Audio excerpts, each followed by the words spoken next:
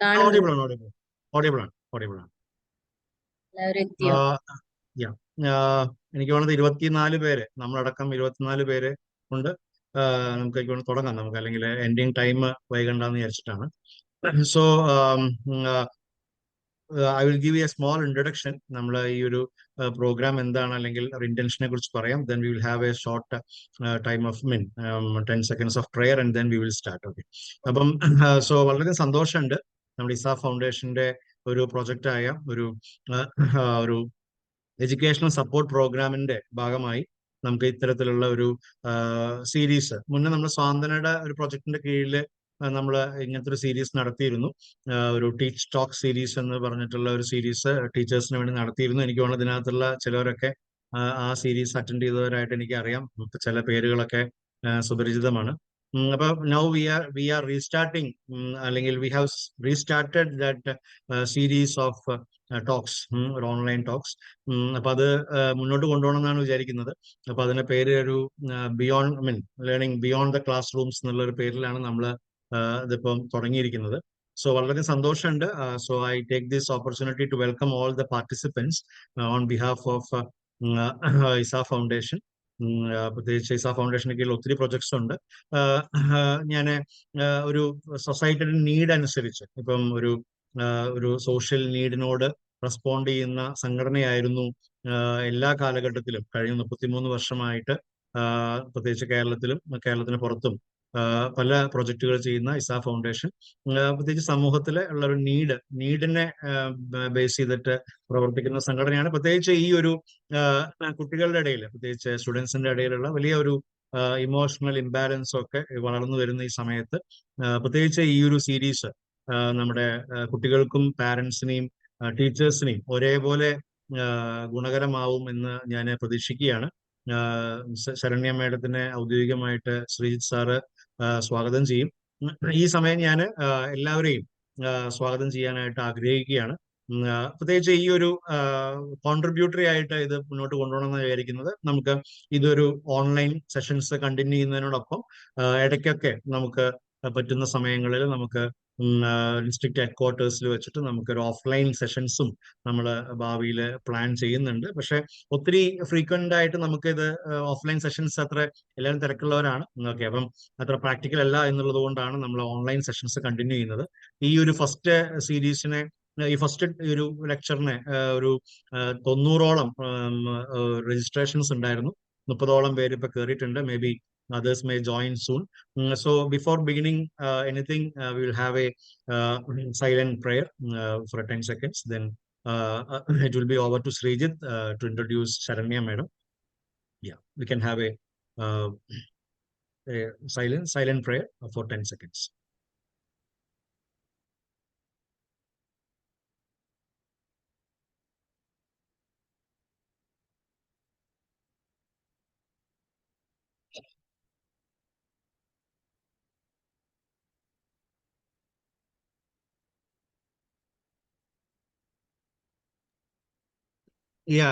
So Saranya മേഡത്തിനെ ഔദ്യോഗികമായിട്ട് സ്വാഗതം ചെയ്യാനുള്ള ഒരു നിയോഗം ഞാൻ ശ്രീജിത്തിനെ ഏൽപ്പിക്കുകയാണ്. പക്ഷെ ഞാൻ ശരണ്യ മേഡത്തെ നേരിട്ട് ഇതുവരെ കണ്ടിട്ടില്ലെങ്കിലും ഞാൻ ചിലവർക്കൊക്കെ എനിക്ക് പരിചയമുള്ള ചില ടീച്ചേഴ്സിനെയും ഒക്കെ ഇത് ഷെയർ ചെയ്തപ്പം 1-2 പേരെ എനിക്ക് മേഡം സഹൃദയിൽ അവരെ പഠിപ്പിച്ചിട്ടുണ്ട് എന്നൊക്കെ പറഞ്ഞ് എനിക്ക് തിരിച്ച് വാട്സപ്പ് മെസ്സേജ് ഒക്കെ അയച്ചു. എനിവേ, എനിക്കും ഭയങ്കര സന്തോഷമുണ്ട് മേഡത്തെ ഈ ഒരു ഫസ്റ്റ് ഓപ്പണിംഗ് ടോക്കിൽ തന്നെ നമുക്ക് കിട്ടിയതിൽ. ഒത്തിരി ഞാൻ മനസ്സിലാക്കുന്നത് സ്റ്റുഡൻസിന്റെ ഒക്കെ വലിയ ഒരു എന്താ പറയാ ഒരു താരമായിരുന്നു ആണ് എന്ന് ഞാൻ മനസ്സിലാക്കുന്നു. കാരണം ആ കാലഘട്ടത്തിലുള്ള സ്റ്റുഡൻസ് ആണ് അതിനോട് ഏറ്റവും കൂടുതൽ റെസ്പോണ്ട് ചെയ്തത്. അപ്പൊ അതുകൊണ്ട് തന്നെ സ്റ്റുഡൻസിനെ ഏറ്റവും മനസ്സിലാക്കിയ ഒരാള് നമ്മുടെ ഇടയിൽ വന്നു എന്നുള്ളതിൽ വളരെയധികം സന്തോഷമുണ്ട്. So over to Sreejith. Sreejith ഒന്ന് മേഡത്തിനെ വളരെ സന്തോഷത്തോടെ സ്വാഗതം ചെയ്യുന്നു. ഞാൻ പ്രത്യേകിച്ച് മേഡത്തിനെ ഒന്ന് ഇൻട്രൊഡ്യൂസ് ചെയ്യാനുള്ള കർത്തവ്യം ശ്രീജിത്തിനെ ഏൽപ്പിക്കും. എല്ലാവർക്കും ഒരു നല്ലൊരു ഗുഡ് ഈവനിങ് ആശംസിക്കുകയാണ് ആദ്യം തന്നെ. And I M pretty grateful for this opportunity actually. കാരണം സാർ പറഞ്ഞതുപോലെ തന്നെ, സാർ പറഞ്ഞതുപോലെ തന്നെ ശരണ്യ മാഡം എന്ന് പറയുമ്പോൾ basically more than A consultant psychologist, she is an educator. and I'm proud to say that she was my teacher. അപ്പോൾ ഒരു facilitator role കൂടി കൊടുക്കുന്നുണ്ട് മാഡത്തിന്. അപ്പോൾ ശരണ്യ മാഡത്തെ കുറിച്ചിട്ട് പറയുകയാണെന്ന് വെച്ച് കഴിഞ്ഞാൽ she is actually dedicated psychologist, ഒരു പാഷനേറ്റ് ആയിട്ടുള്ള എഡ്യൂക്കേറ്റർ ആണ്, ഒരു പ്രൊഫഷണൽ ട്രെയിനർ ആണ്, ഒരു സൈക്കോളജിക്കൽ കൗൺസിലിംഗ്, ഇമോഷണൽ വെൽബീയിങ്, അതേപോലെ തന്നെ ലൈക്ക് ഇത്രയും കൂടി ഒരു മെന്റൽ ഹെൽത്ത് പ്രാക്ടീസ് ചെയ്യുന്ന ഒരാള് എന്നുള്ള രീതിയിൽ ഒരു ക്ലാസ് റൂം മെന്റർഷിപ്പ് ഒക്കെ കൊടുക്കാൻ ഒരു ആപ്റ്റ് ആയിട്ടുള്ള ഒരു വ്യക്തി തന്നെയാണ്. And ISAF is pretty happy, ISAF Foundation is pretty happy to have her here. Like, she is doing a great job in helping young minds grow calm and be adaptable and be resilient. നമ്മൾ ഇന്ന് പറയുന്ന ആ ഒരു ടോപ്പിക്കിനോട് almost വളരെ അനുയോജ്യമായിട്ടുള്ള ഒരാളാണ്. Because she is actually delivering sessions for schools, for parents and teachers, and helping them to equip young people. Emotional regulations ആയിക്കോട്ടെ, adaptability ആയിക്കോട്ടെ, റെസിലിയൻസ് സ്കിൽ ആയിക്കോട്ടെ, മാഡം ഇത്ര സ്ട്രോങ് ആയിട്ട് ആ ഒരു ഫീൽഡിൽ വർക്ക് ചെയ്ത് വരുന്ന ആളാണ്.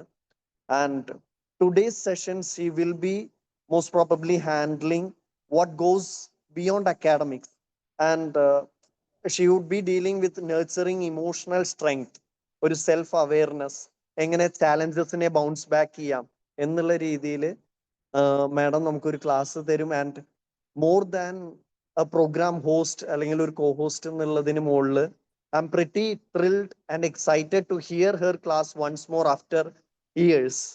Over to you, ma'am, and we are so grateful to have you here. Let me welcome on behalf of ISAF Foundation. Thank you Sreejith. എന്നെ കുറിച്ച് ഇത്രയും ബിൽഡപ്പ് തന്നപ്പോ എനിക്ക് കുറച്ച് ടെൻഷനൊക്കെ വരുന്നുണ്ട്. പക്ഷെ I think I can manage. നോക്കാം. Thank you. എനിക്കിങ്ങനെ ഒരു, ഞാൻ ആദ്യമായിട്ടാണ് ഇസാഫുമായിട്ട് കൊളാബറേറ്റ് ചെയ്ത് ചെയ്യുന്നത്. എനിക്കും ഒരു പുതിയ അറിവായിരുന്നു ഇസാഫ് ലേണിങ്ങിന്റെ ഇതിലോട്ട് വരുന്നു എന്നുള്ളത്. അപ്പോ സന്തോഷമുള്ള കാര്യമാണ്. കാരണം ഒത്തിരി ഇപ്പൊ നമ്മൾ വെച്ച ക്ലാസ് തന്നെ ഒരുവിധം എന്താ പറയാ, അധികാരം ചെയ്യാത്ത അല്ലെങ്കിൽ അത്രയും എക്സ്പ്ലോർ ചെയ്യപ്പെടാത്ത ഒരു ഏരിയയാണ്. അപ്പൊ അതുകൊണ്ട് ഞാനും ഭയങ്കര ഹാപ്പിയാണ് നിങ്ങൾ ആയിട്ട് ഇങ്ങനെ സംസാരിക്കാൻ കുറച്ച് സമയം കിട്ടിയത്. ഓക്കെ, അപ്പൊ നമുക്കിനി സമയം കളയാണ്ട് തുടങ്ങാം അല്ലെ. ആദ്യം ഞാൻ എന്നെ ഒന്ന് ഇൻട്രൊഡ്യൂസ് ചെയ്യാം. ഇപ്പൊ എത്ര പേര് കയറിയിട്ടുണ്ട് ശ്രീജിത്തെ? 33, മാഡം. ജസ്റ്റ് എല്ലാവരുടെ പേര് പറയുന്നത് പ്രാക്ടിക്കൽ ആവോ? ജസ്റ്റ് എല്ലാവരുടെ വീഡിയോ ഒന്ന് കാണാനുള്ള ഒരു നോക്കാം അല്ലെ. അപ്പൊ എന്റെ പേര് ശരണ്യ എന്നാണ്. ഞാന് കേരളവർമ്മയിൽ പഠിപ്പിച്ചിട്ടുണ്ട്. അങ്ങനെയാണ് എനിക്ക് ശ്രീജിത്തിനെ പരിചയം. ഒരു 10 years ഞാൻ ടീച്ചിങ് ഫീൽഡിലായിരുന്നു. ഇപ്പൊ ഞാൻ ടീച്ചിങ്ങും ഉണ്ട് പാരലലി. പക്ഷെ ഇപ്പൊ മെയിൻ ആയിട്ട് ഞാൻ സൈക്കോളജിസ്റ്റ് എന്നുള്ള രീതിയിലാണ് നിൽക്കുന്നത്. അപ്പൊ ലാസ്റ്റ് ഇയർ ഞാൻ രാജഗിരി ഹോസ്പിറ്റലിലാണ് വർക്ക് ചെയ്തിരുന്നത്.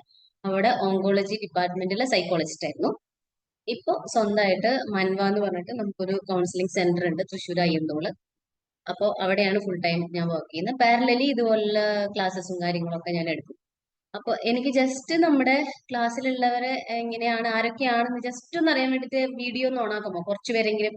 അല്ലെങ്കിൽ എനിക്ക് സിസ്റ്റത്തിനോട് സംസാരിക്കുന്നത് എനിക്ക് അത്രയും ഒരു സുഖമുള്ള ഒരു കാര്യമല്ല. അപ്പൊ ആർക്കെങ്കിലും വീഡിയോ ഓണാക്കിയിട്ട് ജസ്റ്റ് പേരോ എന്തെങ്കിലും ഒന്ന് ഷെയർ ചെയ്യാമോ ആരെങ്കിലും? Of course, yes. Good evening. Evening. ആരാണത്? എനിക്ക് എന്റെ Ashwinam. മുഖം മാത്രമാണ് കാണുന്നത്. എന്താ എനി ഐഡിയ? റൈറ്റ് സൈഡിൽ ഒരു പെയിൻ ഉണ്ടാവും മിക്കവാറും. അശ്വിനാണല്ലേ അത്. അശ്വിന്റെ സൗണ്ട് എടുക്കും. പാർട്ടിസിപ്പൻസ് എടുത്താൽ മതിയോ?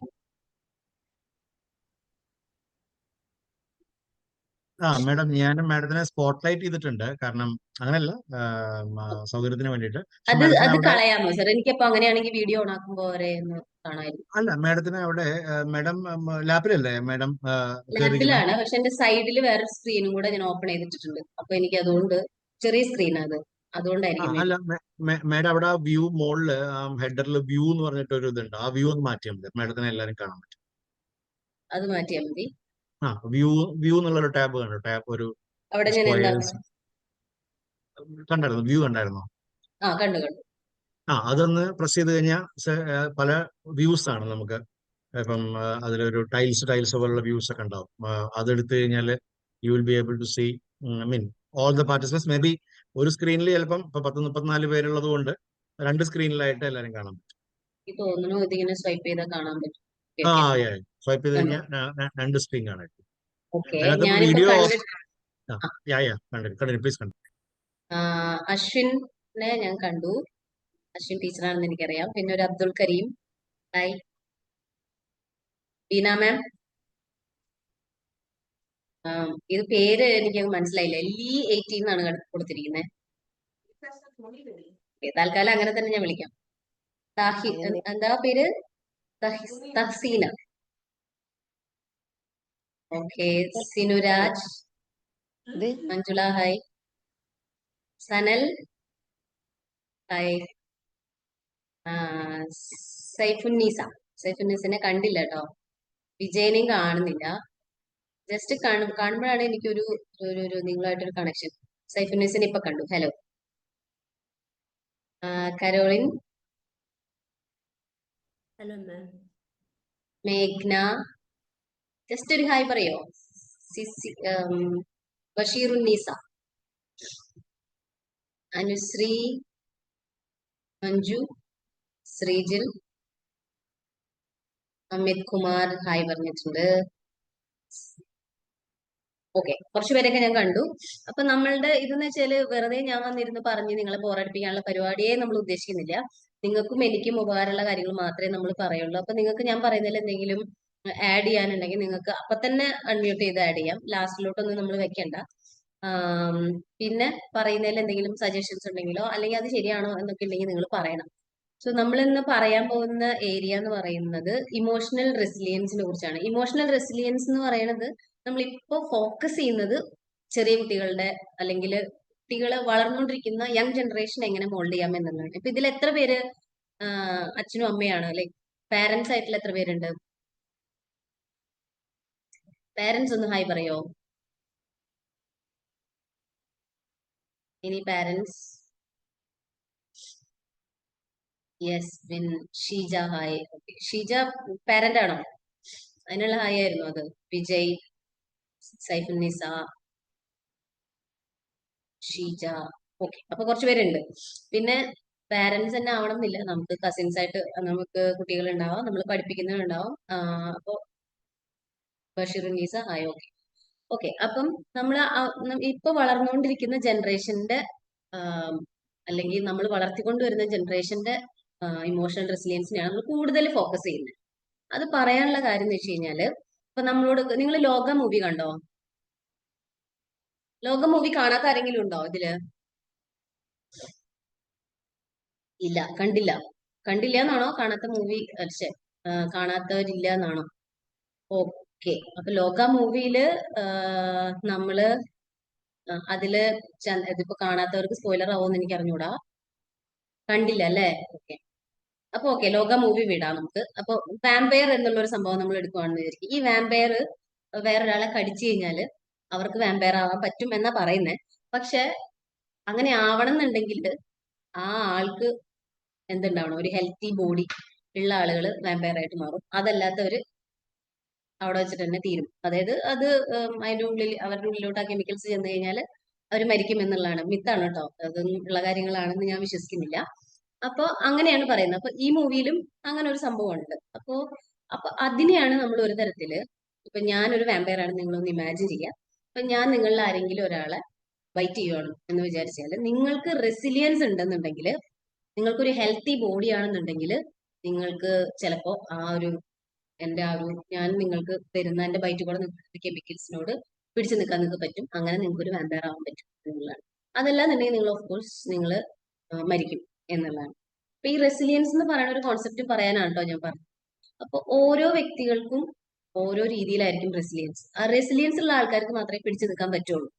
അപ്പൊ നമ്മൾക്ക് ഇപ്പൊ ചില സിറ്റുവേഷൻസ് ലൈഫിൽ വരുമ്പോൾ നമ്മളോട് ചില ആൾക്കാരൊക്കെ പറയും പോസിറ്റീവായിട്ട് ചിന്തിച്ചാൽ പോരെ, അല്ലെങ്കിൽ അങ്ങനെ എന്താ പറയാ, ഈ സിറ്റുവേഷനെ കുറച്ചും കൂടെ നിങ്ങൾക്ക് ഒരു ലേണിംഗ് എക്സ്പീരിയൻസ് അല്ലേ എന്നൊക്കെ. എനിക്ക് ഇപ്പോഴും ഓർമ്മയുള്ള ഒരു കാര്യം എന്ന് വെച്ചാൽ, ഡ്രൈവിംഗ് ലൈസൻസ് എടുക്കാൻ ഞാൻ പോയ സമയത്ത് ഞാൻ ശരിക്കും എനിക്ക് തോന്നുന്നു മൂന്ന് അറ്റംപ്റ്റ് ആണല്ലോ നമുക്ക് അറ്റ് എ ടൈം ഉള്ളത്. അപ്പം ഞാൻ വീഡിയോ ഓൺ ആക്കിയിട്ടുള്ള ആരെങ്കിലും, ഞാൻ എന്നെ തന്നെ നോക്കിയാ പറയും. ആരും കാണുന്നില്ലോ. വീണ മാമിന്റെ ഒക്കെ വീഡിയോ ഓൺ ആയിരുന്നല്ലോ, ഇപ്പൊ കാണുന്നില്ല. ആരെങ്കിലും ഒക്കെ ഒന്ന് ഓണാക്കോ? സാറിന്റെ കാണുന്നുണ്ട്, കരോളിനെ കാണുന്നുണ്ട്. തൽക്കാലം കരോളിനെയും അബ്ദുൽ കരീമിനെയും ഒക്കെ നോക്കി ഞാൻ പറയാം. ഓക്കെ. അപ്പൊ ഞാൻ പറയുന്നത് നിങ്ങൾക്ക് എത്തുണ്ടോ എന്ന് അറിയണമെങ്കിൽ നിങ്ങളുടെ മുഖം കാണണം. ഓക്കെ. അപ്പം ഞാൻ ഡ്രൈവിംഗ് ലൈസൻസിന്റെ ടെസ്റ്റ് എടുത്തിട്ട്, അതായത് നമുക്ക് അറ്റ് എ ടൈം 3 ടെസ്റ്റ് അല്ലേ, നമുക്ക് 3 ചാൻസ് അല്ലേ ഉള്ളൂ. അപ്പൊ അങ്ങനെ 3 ചാൻസിലും എനിക്ക് കിട്ടിയില്ല. കാറിന്റെ കിട്ടി, ബൈക്കിന്റെ കിട്ടിയില്ല. അപ്പൊ എനിക്ക് ഗിയറുള്ള ബൈക്ക് എടുക്കണം എന്നുള്ളതായിരുന്നു ആഗ്രഹം. പക്ഷെ എനിക്ക് 3ലും കിട്ടിയില്ല. അപ്പൊ എന്നോട് ഓരോ പ്രാവശ്യം എല്ലാവരും പറഞ്ഞു, അത് കുഴപ്പമില്ല, അത് നമുക്ക് ഇത് ഇങ്ങനെയല്ലേ പഠിക്കാനുള്ള ഒരു ചാൻസ് ആണെന്നൊക്കെ പറഞ്ഞു. പക്ഷെ എനിക്ക് ശരിക്കും ഫീൽ ചെയ്തത് ഒരു നാണക്കേട് ഒരു സൈഡില്, അത് ഈ ഓരോ പ്രാവശ്യം പോയിട്ട് കിട്ടിയില്ല എന്നുള്ളത്, പിന്നെ ധനനഷ്ടം വേറെ സൈഡിൽ. അപ്പൊ അതിനെ നമുക്കൊരു ലേണിംഗ് എക്സ്പീരിയൻസ് ആയിട്ട് എടുക്കാനൊന്നും പറ്റണം എന്നില്ല അങ്ങനത്തെ സമയത്ത്. അതിനുള്ളൊരു റീസൺ നമുക്ക് അങ്ങനെ പറ്റാത്തത് എന്തുകൊണ്ടാന്ന് വെച്ചാല്, ഈ ഇമോഷണൽ റെസിലിയൻസ് എന്ന് പറയുന്ന സംഭവം നമുക്ക് ഓൾ ഓഫ് എ സഡൻ ഒറ്റൊരു രാത്രി കൊണ്ട്, അല്ലെങ്കിൽ നമുക്കൊരു പ്രോബ്ലം വരുന്ന ആ സമയത്ത് ഉണ്ടാക്കിയെടുക്കാൻ പറ്റുന്ന ഒരു സംഭവമല്ല ഇമോഷണൽ റെസിലിയൻസ്. ഇമോഷണൽ റെസിലിയൻസ് എന്ന് പറയുന്നത് ബൈ പ്രാക്ടീസ്, അല്ലെങ്കിൽ നമ്മൾ കുറെ കാലങ്ങളോളം അത് ചെയ്ത് പരിശീലിച്ച് വരേണ്ട, നമുക്ക് ഉണ്ടാക്കിയെടുക്കേണ്ട ഒരു സ്കില്ല് പോലത്തെ ഒരു സംഭവമാണ് ഇമോഷണൽ റെസിലിയൻസ് എന്നുള്ളത്. അപ്പൊ അതുകൊണ്ടാണ് ഇവിടെ നമ്മൾ യങ് മൈൻഡ്സിനെ പറയാനുള്ള കാരണം. നമ്മൾ അഡൽട്സിൽ അത് കൊണ്ടുവരുന്നേക്കാളും എളുപ്പമാണ് കുട്ടികളിലോട്ട് അത് കൊണ്ടുവരാൻ. അപ്പൊ നിങ്ങൾ എന്താ വിചാരിക്കുന്നത്, ഇമോഷണൽ റെസിലിയൻസ് എത്രത്തോളം ഇമ്പോർട്ടന്റ് ആണ് ഇന്നത്തെ കാലത്ത്? നിങ്ങൾക്ക് എന്താ തോന്നുന്നത്? ഇപ്പൊ നമ്മൾ ഈ ഒരു ടോപ്പിക് എടുക്കാനായിട്ട് എന്തെങ്കിലും ഇപ്പോഴത്തെ ഒരു കറന്റ് ഒരു ഇത് വെച്ചിട്ട് എന്തെങ്കിലും ഒരു ഇമ്പോർട്ടൻസ് ഉണ്ടോ? Any idea?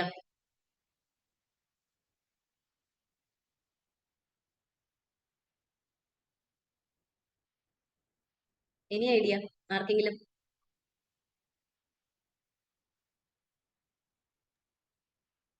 അശ്വിൻ ആക്ച്വലി അവിടെ ഉണ്ടോ? അശ്വിൻ? എനിക്ക് തോന്നുന്നതേ, ഈ നമ്മളിപ്പോ ഇങ്ങനെ ഇരുന്ന് സംസാരിക്കുന്ന സമയത്ത് പോലും നമ്മുടെ ഉള്ളിൽ കടന്നു പോകുന്ന കുറെ തോട്ട്സ് ഉണ്ടല്ലോ. ഉം, കുറെ, അതായത് ഈ ഫിയർ ഇൻസ്റ്റിൽഡ് ആയിട്ട് ജീവിക്കുന്ന ഒരു അവസ്ഥയപ്പം. ഇപ്പം ഉം, ഞാൻ പറയുന്നത് ഇപ്പം ഒരുപാട് വർഷം മുന്നേ എന്ന് പറയുമ്പോൾ ഇസ്രായേലും ഗസയും യുക്രൈനും ഒക്കെ എന്ന് പറഞ്ഞു കഴിഞ്ഞാൽ എവിടെയോ നടക്കുന്ന എന്തൊക്കെയോ കാര്യങ്ങൾ എന്നുള്ള അവസ്ഥയായിരുന്നു. ഇപ്പൊ ഉം, അതല്ല. ഇപ്പൊ നമ്മൾ ജീവിക്കുന്ന, നമ്മളിപ്പം ദ വെരി മൊമെന്റ് നമ്മൾ ഇങ്ങനെ ഫിയറിൽ പോയിക്കൊണ്ടിരിക്കുന്നുണ്ട്. അതേ സമയത്ത് പല സമയത്തും ഇപ്പൊ കുട്ടികളോട് സംസാരിക്കുമ്പോൾ, ഇപ്പൊ ഞാനൊരു ടീച്ചറാണ്, അപ്പം ഉം, കുട്ടികളോട് സംസാരിക്കുമ്പോൾ ഏറ്റവും കൂടുതൽ കേൾക്കുന്ന വാക്ക്, ആഗ്രഹിച്ച ഒരു മിഠായി കഴിക്കാൻ പറ്റാണ്ട് ക്യാൻറ്റീനിൽ നിന്ന് തിരിച്ചു വരുന്ന ഒരു കുട്ടിയോട് ചോദിക്കുമ്പോൾ പോലെ എന്താടാ നിനക്ക് പറ്റിയെന്ന് ചോദിക്കുമ്പോൾ പറയുന്നത് ഡിപ്രഷൻ ആണെന്നാണ്. ഉം. മിഠായി അപ്പം കിട്ടാത്തോണ്ട്. അതെ, അവര് ചിന്തിക്കുന്നത് ഇതൊക്കെയാണ് ഡിപ്രഷൻ എന്ന് അവർ ചിന്തിക്കുന്നത്. അപ്പം ഈ റെസീലിയന്റ് ആവാനായിട്ട് പഠിപ്പിക്കുക എന്നുള്ളതിനെക്കാട്ടിലും അത് എന്താണ് എന്നുള്ളത് സെൻസ് ചെയ്യാനും എക്സ്പീരിയൻസ് ചെയ്യാനും അതിനെക്കുറിച്ച് കൂടുതൽ സംസാരിക്കാനും ഉം, ഭയങ്കര അത്യാവശ്യമായിട്ടുള്ള ഒരു സമയമാണ്. അതെനിക്ക് തോന്നുന്നു ഈ പറഞ്ഞ പോലെ പാരന്റിങ്ങിലും അത് കുറെ എവിടേക്കോ ഭയങ്കര പ്രശ്നം ആവുന്നുണ്ടോ എന്ന് പലപ്പോഴും തോന്നാറുണ്ട്. കാരണം കുട്ടികളുടെ പ്രതികരണങ്ങൾ കാണുമ്പോൾ അവര് ഇതിനേക്കാളും മെച്ചുവേർഡ് ആയിട്ട് ഇതിനെ റിയലൈസ് ചെയ്യുന്നുണ്ട്, ഒബ്സർവ് അതെ. ചെയ്യുന്നുണ്ട്. അപ്പൊ ആക്ച്വലി അത് ഇറ്റ്സ് ഹൈ ടൈം നമ്മൾ അതിനെക്കുറിച്ച് സംസാരിച്ചുകൊണ്ടേയിരിക്കണം എന്ന് എനിക്ക് തോന്നുന്നു. ഉം. അശ്വിൻ അത് നന്നായിട്ട് അറിയാൻ പറ്റുമായിരിക്കും. അശ്വിൻ കോളേജിലെ കുട്ടികളായിട്ട് ഡീൽ ചെയ്യുന്നതുകൊണ്ട്. അശ്വിൻ പറഞ്ഞ പോയിന്റിലോട്ട് നമുക്ക് വരാം. അതിനു മുമ്പ് ഞാനൊരു ക്വസ്റ്റ്യൻ ചോദിക്കട്ടെ. ഇപ്പൊ നിങ്ങളുടെ കുട്ടി എക്സാമിൽ തോറ്റിട്ട് വന്നേക്കാണ്. നമ്മുടെ എന്തെങ്കിലും ഒരു ചെറിയൊരു ടെസ്റ്റിൽ തോറ്റു വന്നേക്കാന്ന് വിചാരിക്കാം. ഞാൻ നിങ്ങൾക്ക് 3 ഓപ്ഷൻസ് തരാം. അതിൽ നിങ്ങൾ എന്താ ചൂസ് ചെയ്യാന്ന്? ഇപ്പൊ മൈക്ക് ഓൺ ചെയ്യാൻ മടിയുള്ളവർ ജസ്റ്റ് ചാറ്റിൽ ഒന്ന് പറഞ്ഞാൽ മതി. അപ്പം അതിലേതാണ് നിങ്ങൾ നിങ്ങളുടെ കുട്ടിയോട് പറയാ എന്നുള്ളത് ഒന്ന് എൻ്റെ അടുത്ത് ഒന്ന് പറയട്ടോ. നിങ്ങളുടെ കുട്ടി അല്ലെങ്കിൽ നിങ്ങളുടെ ആരെങ്കിലും കസിൻസോ ആരെങ്കിലും വന്നിട്ട് പറയാണ് ഞാൻ തോറ്റുപോയി എന്ന് പറഞ്ഞു. എന്താ, ഒന്നുകൂടെ പറയോ? അതായത് നിങ്ങളുടെ കുട്ടി അല്ലെങ്കിൽ നിങ്ങളുടെ കസിൻസോ അല്ലെങ്കിൽ നിങ്ങൾക്ക് അറിയാവുന്ന ഏതെങ്കിലും കുട്ടിയോ ഒക്കെ നിങ്ങളുടെ അടുത്ത് വന്നിട്ട് പറയുവാണ്, ഞാൻ എക്സാമിൽ തോറ്റു എന്ന് പറയുകയാണ് എന്ന് വിചാരിച്ചു, അല്ലെങ്കിൽ എനിക്ക് എക്സാമിൽ മാർക്ക് കിട്ടിയില്ല, ഫെയിലായി എന്ന് പറയാന്ന് വെച്ചാൽ, എന്തെങ്കിലും എനി ടെസ്റ്റ്. അപ്പൊ നിങ്ങൾ അതിനോട് എങ്ങനെയാണ് റെസ്പോണ്ട് ചെയ്യുക എന്നുള്ളതിന് 3 ഓപ്ഷൻസ് ഞാൻ തരാം. ഒന്ന്, എന്താ നീ തോറ്റേ എന്നുള്ളതാണ് ഒന്നാമത്തെ ഓപ്ഷൻ. ശ്രദ്ധിച്ച് കേൾക്കണം കേട്ടോ, നമുക്ക് അധികം സമയമില്ല. ശ്രീജിത്തിനോട് ഞാൻ പറഞ്ഞ കുറച്ചുകൂടെ അധികം സമയം തരാനായി. എന്തുകൊണ്ടാണ് തോറ്റേ എന്നുള്ളത് ഒന്നാമത്തെ. രണ്ടാമത്തെ ഓപ്ഷൻ എന്ന് പറഞ്ഞാൽ അത് okay, it's okay, we can try again എന്നുള്ളത് രണ്ടാമത്തെ ഓപ്ഷൻ. മൂന്നാമത്തെ ഓപ്ഷൻ നമ്മൾ പ്രത്യേകിച്ച് ഒന്നും പറയുന്നില്ല, ജസ്റ്റ് നമ്മൾ ഇഗ്നോർ ചെയ്ത് വിടും. ഇതിൽ മൂന്നില് നിങ്ങൾ എന്തായിരിക്കും പറയാ? നിങ്ങളുടെ ഒരു എന്തുകൊണ്ട് വൈ ഡിഡ് യു ഫെയിൽ എന്നുള്ള ഒരു option, hey it's okay we can try again, option number 2. പിന്നെ നമ്മളൊന്നും റെസ്പോണ്ട് ചെയ്യുന്നില്ല, and Mary second option, okay we can try again. Ashwin option 2. പിന്നെ ബാക്കി ബാക്കി ബാക്കി ഫാത്തിമ, അഞ്ജു ഓപ്ഷൻ 2. പിന്നെ Saifunnisa, Caroline, depends on the situation. ഭയങ്കര ഇന്റലിജന്റ് ആൻസർ ആണല്ലോ. Basheerunnisa option 1 option 1 why do you fail എന്ന് ചോദിക്കും. ആ ഓപ്ഷൻ 1 പറഞ്ഞവര് ഒന്ന് ഒന്ന് എന്താ അത് ഓപ്ഷൻ 1 പറയാൻ കാരണം ക്വിക്കായിട്ടൊന്ന് പറയോ? വൈ ഓപ്ഷൻ 1 എന്നുള്ളത് പറഞ്ഞത് അബദ്ധമായെന്ന് വിചാരിക്കല്ലേ, ഇതൊരു ഡിസ്കഷൻ ആകുമ്പോൾ കുറച്ചുകൂടെ രസമുണ്ടാവും. ഓപ്ഷൻ 1 പറയാനുള്ള റീസൺ എന്താ? ആരാ മാം പറഞ്ഞേ? ആ മാം ആക്ച്വലി എനിക്ക് അങ്ങനെ ഒരു സിംഗിൾ ഓപ്ഷൻ അല്ല എനിക്ക് അതിൽ തോന്നിയത്. But the um, first thing I say that it's okay. Um, okay, അപ്പൊ ഉം, അവരും okay, they will feel a support. Um, അതിനുശേഷം മാം പറഞ്ഞിട്ടുള്ള option 1 I have to discuss with them. Um, എനിക്ക് അങ്ങനെ പറഞ്ഞിട്ടുള്ളത് first we will go with the second option, that is okay, and um, then I have to know what is the problem that um. they are facing or he or she is facing. അതറിഞ്ഞാലേ I can support them, അടുത്ത പ്രാവശ്യം അത് clear ചെയ്യാൻ പറ്റുള്ളൂ. So I think that I will not be silent. As a teacher I can be silent. I have to സാറിന്റെ support. പേരെന്താ? My name is Sinuraj. Sinuraj. Okay. പിന്നെ ഒരു ഷിജു വേറെ ആരോ പറഞ്ഞു റീസൺ അറിയണം എന്നുള്ളത് ഒരു ഇത്. അപ്പോ ഈ 3 ഓപ്ഷൻസും ശരിക്കും പറഞ്ഞാൽ നമുക്ക് കംപ്ലീറ്റ്ലി റിലേ ചെയ്യാൻ പറ്റുന്ന ഓപ്ഷൻസ് അല്ല. ബിക്കോസ് ഒന്നാമത്തെ ഓപ്ഷൻ നമുക്ക് വൈ ഡിഡ് യു ഫെയിൽ എന്നുള്ളത് ഒരു ചോദ്യം. ഇപ്പൊ എന്റെ മോള് 7th പക്ഷേ 7 വയസ്സാണ്, 7 year old.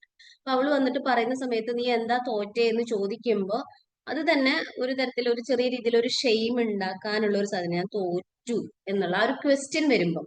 അപ്പൊ അവിടെ സാറ് നേരത്തെ പറഞ്ഞ പോലെ അതിന് മുമ്പിൽ ഇറ്റ്സ് ഓക്കെ എന്ന് പറഞ്ഞിട്ട് അത് ചോദിക്കുമെന്ന് പറയുമ്പോൾ ഇറ്റ് ഈസ് ഫൈൻ എന്ന് നമുക്ക് വേണമെങ്കിൽ പറയാം. രണ്ടാമത്തെ ഓപ്ഷൻ എന്ന് പറയുന്നത് it's okay we can try again എന്ന് പറയുമ്പോൾ certainly it gives a kind of comfort. ഒരു സമാധാനം കൊടുക്കും. എന്നോട് അമ്മ അങ്ങനെ പറഞ്ഞില്ലല്ലോ, ഒരു കംഫർട്ട് ഫീലിംഗ് ഉണ്ടാവും. പക്ഷെ നമ്മൾ അതിനൊരു ഗൈഡൻസും കൂടെ അഡീഷണലി കൊടുത്തില്ലെങ്കിൽ ദേ വിൽ ഫീൽ എംപ്റ്റി. ഇനിയിപ്പോ എന്താ ചെയ്യണ്ടേ, ഓക്കെ അത് ഓക്കെ ആണെന്ന് പറഞ്ഞല്ലോ എന്നുള്ള രീതിയിൽ അത് അവിടെ നിൽക്കും. നത്തിങ് എന്ന് നമ്മളോട് ഒന്നും പറയുന്നില്ല എന്നുണ്ടെങ്കിൽ അവര് ഈ ഫെയിലിയറിന്റെ കാര്യം മിണ്ടാൻ പോലും പാടില്ലാത്തൊരു കാര്യമാണ്. അവർക്കൊരു ദേ ഫീൽ ഇഗ്നോർഡ് എന്നാണ് തോന്നുന്നത്. അപ്പൊ നമുക്ക് ഇതിനെ മൊത്തത്തിൽ ഒന്ന് കളക്റ്റീവായിട്ട് നമുക്ക് പറയുകയാണെങ്കിൽ നമുക്ക് ഇതിന് പകരം നമുക്ക് എന്ത് ചെയ്യാൻ പറ്റും കുട്ടികളുടെ അടുത്ത്?